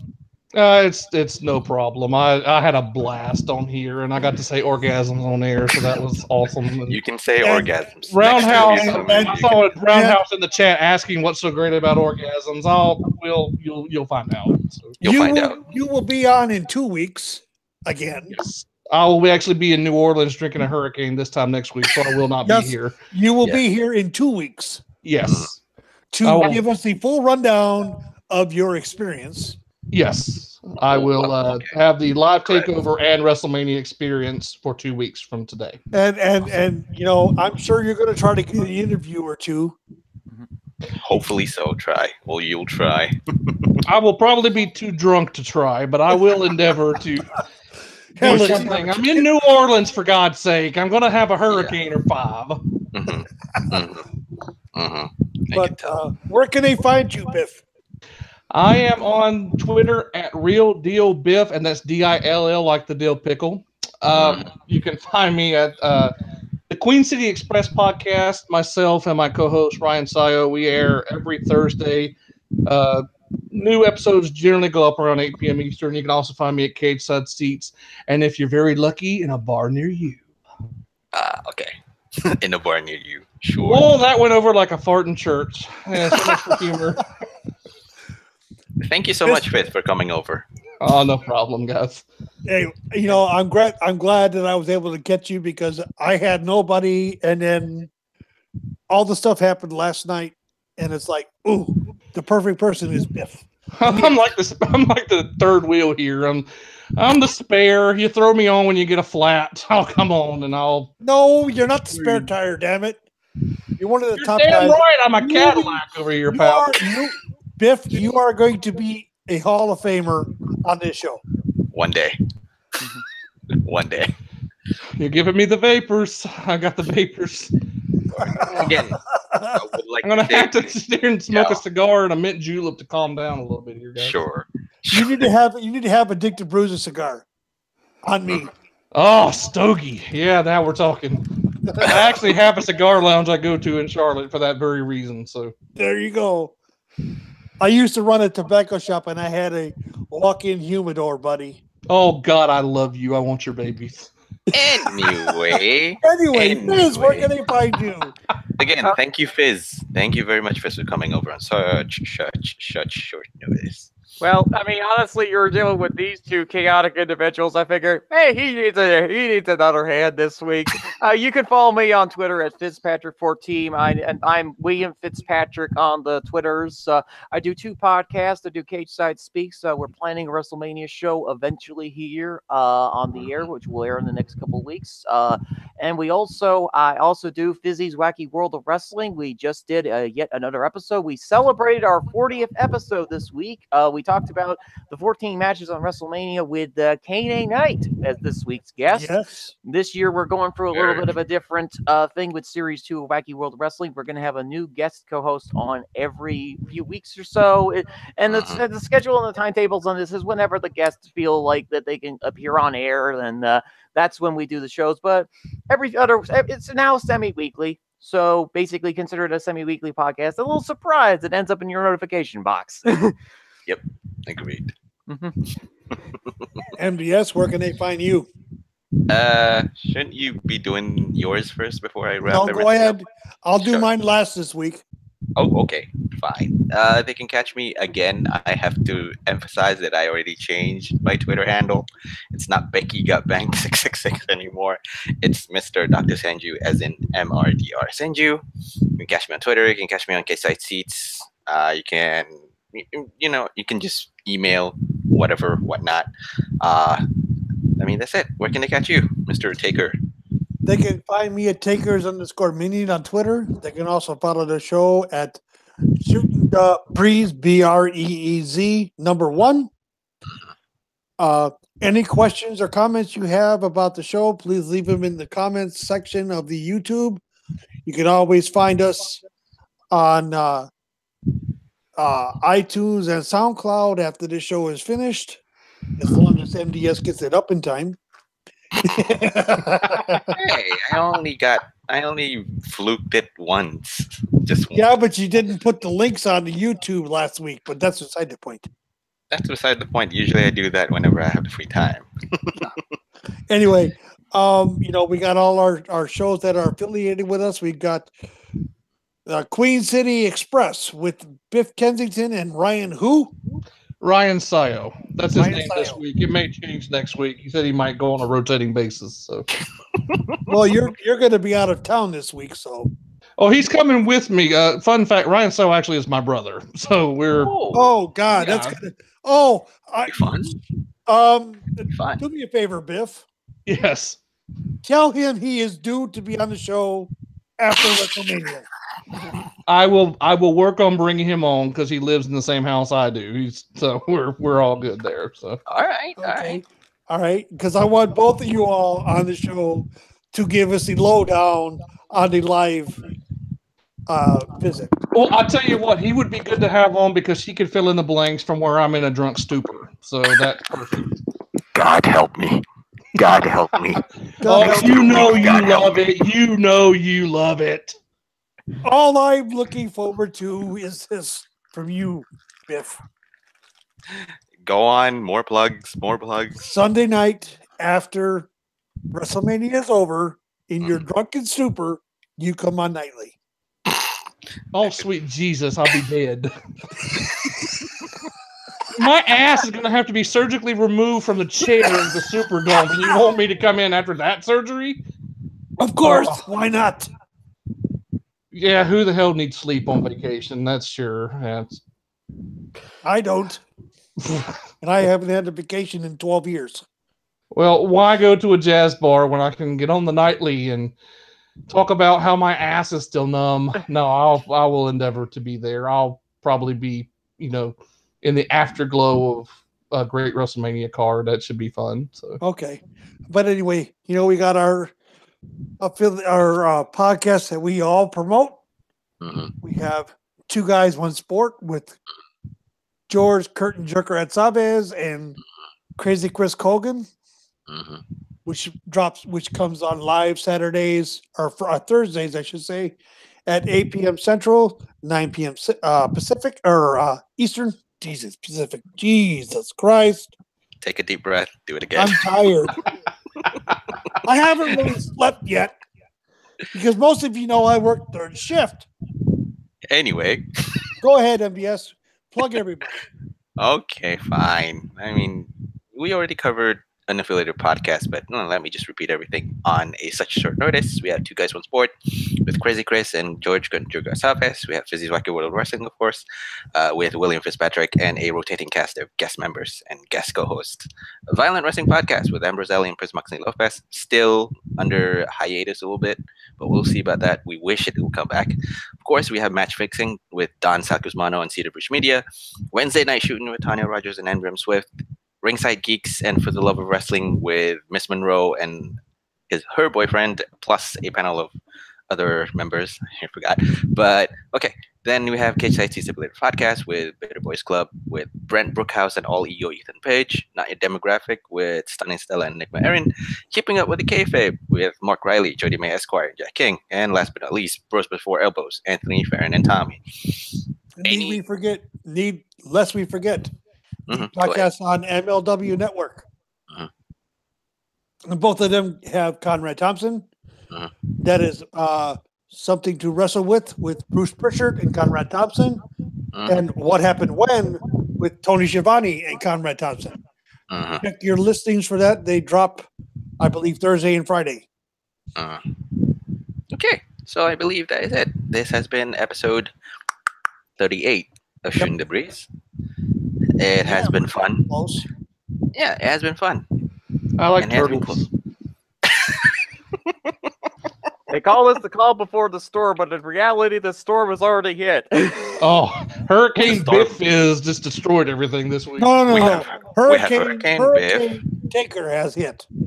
Hurricane Taker has hit. Yet it's not. The eye has not reached New Orleans yet.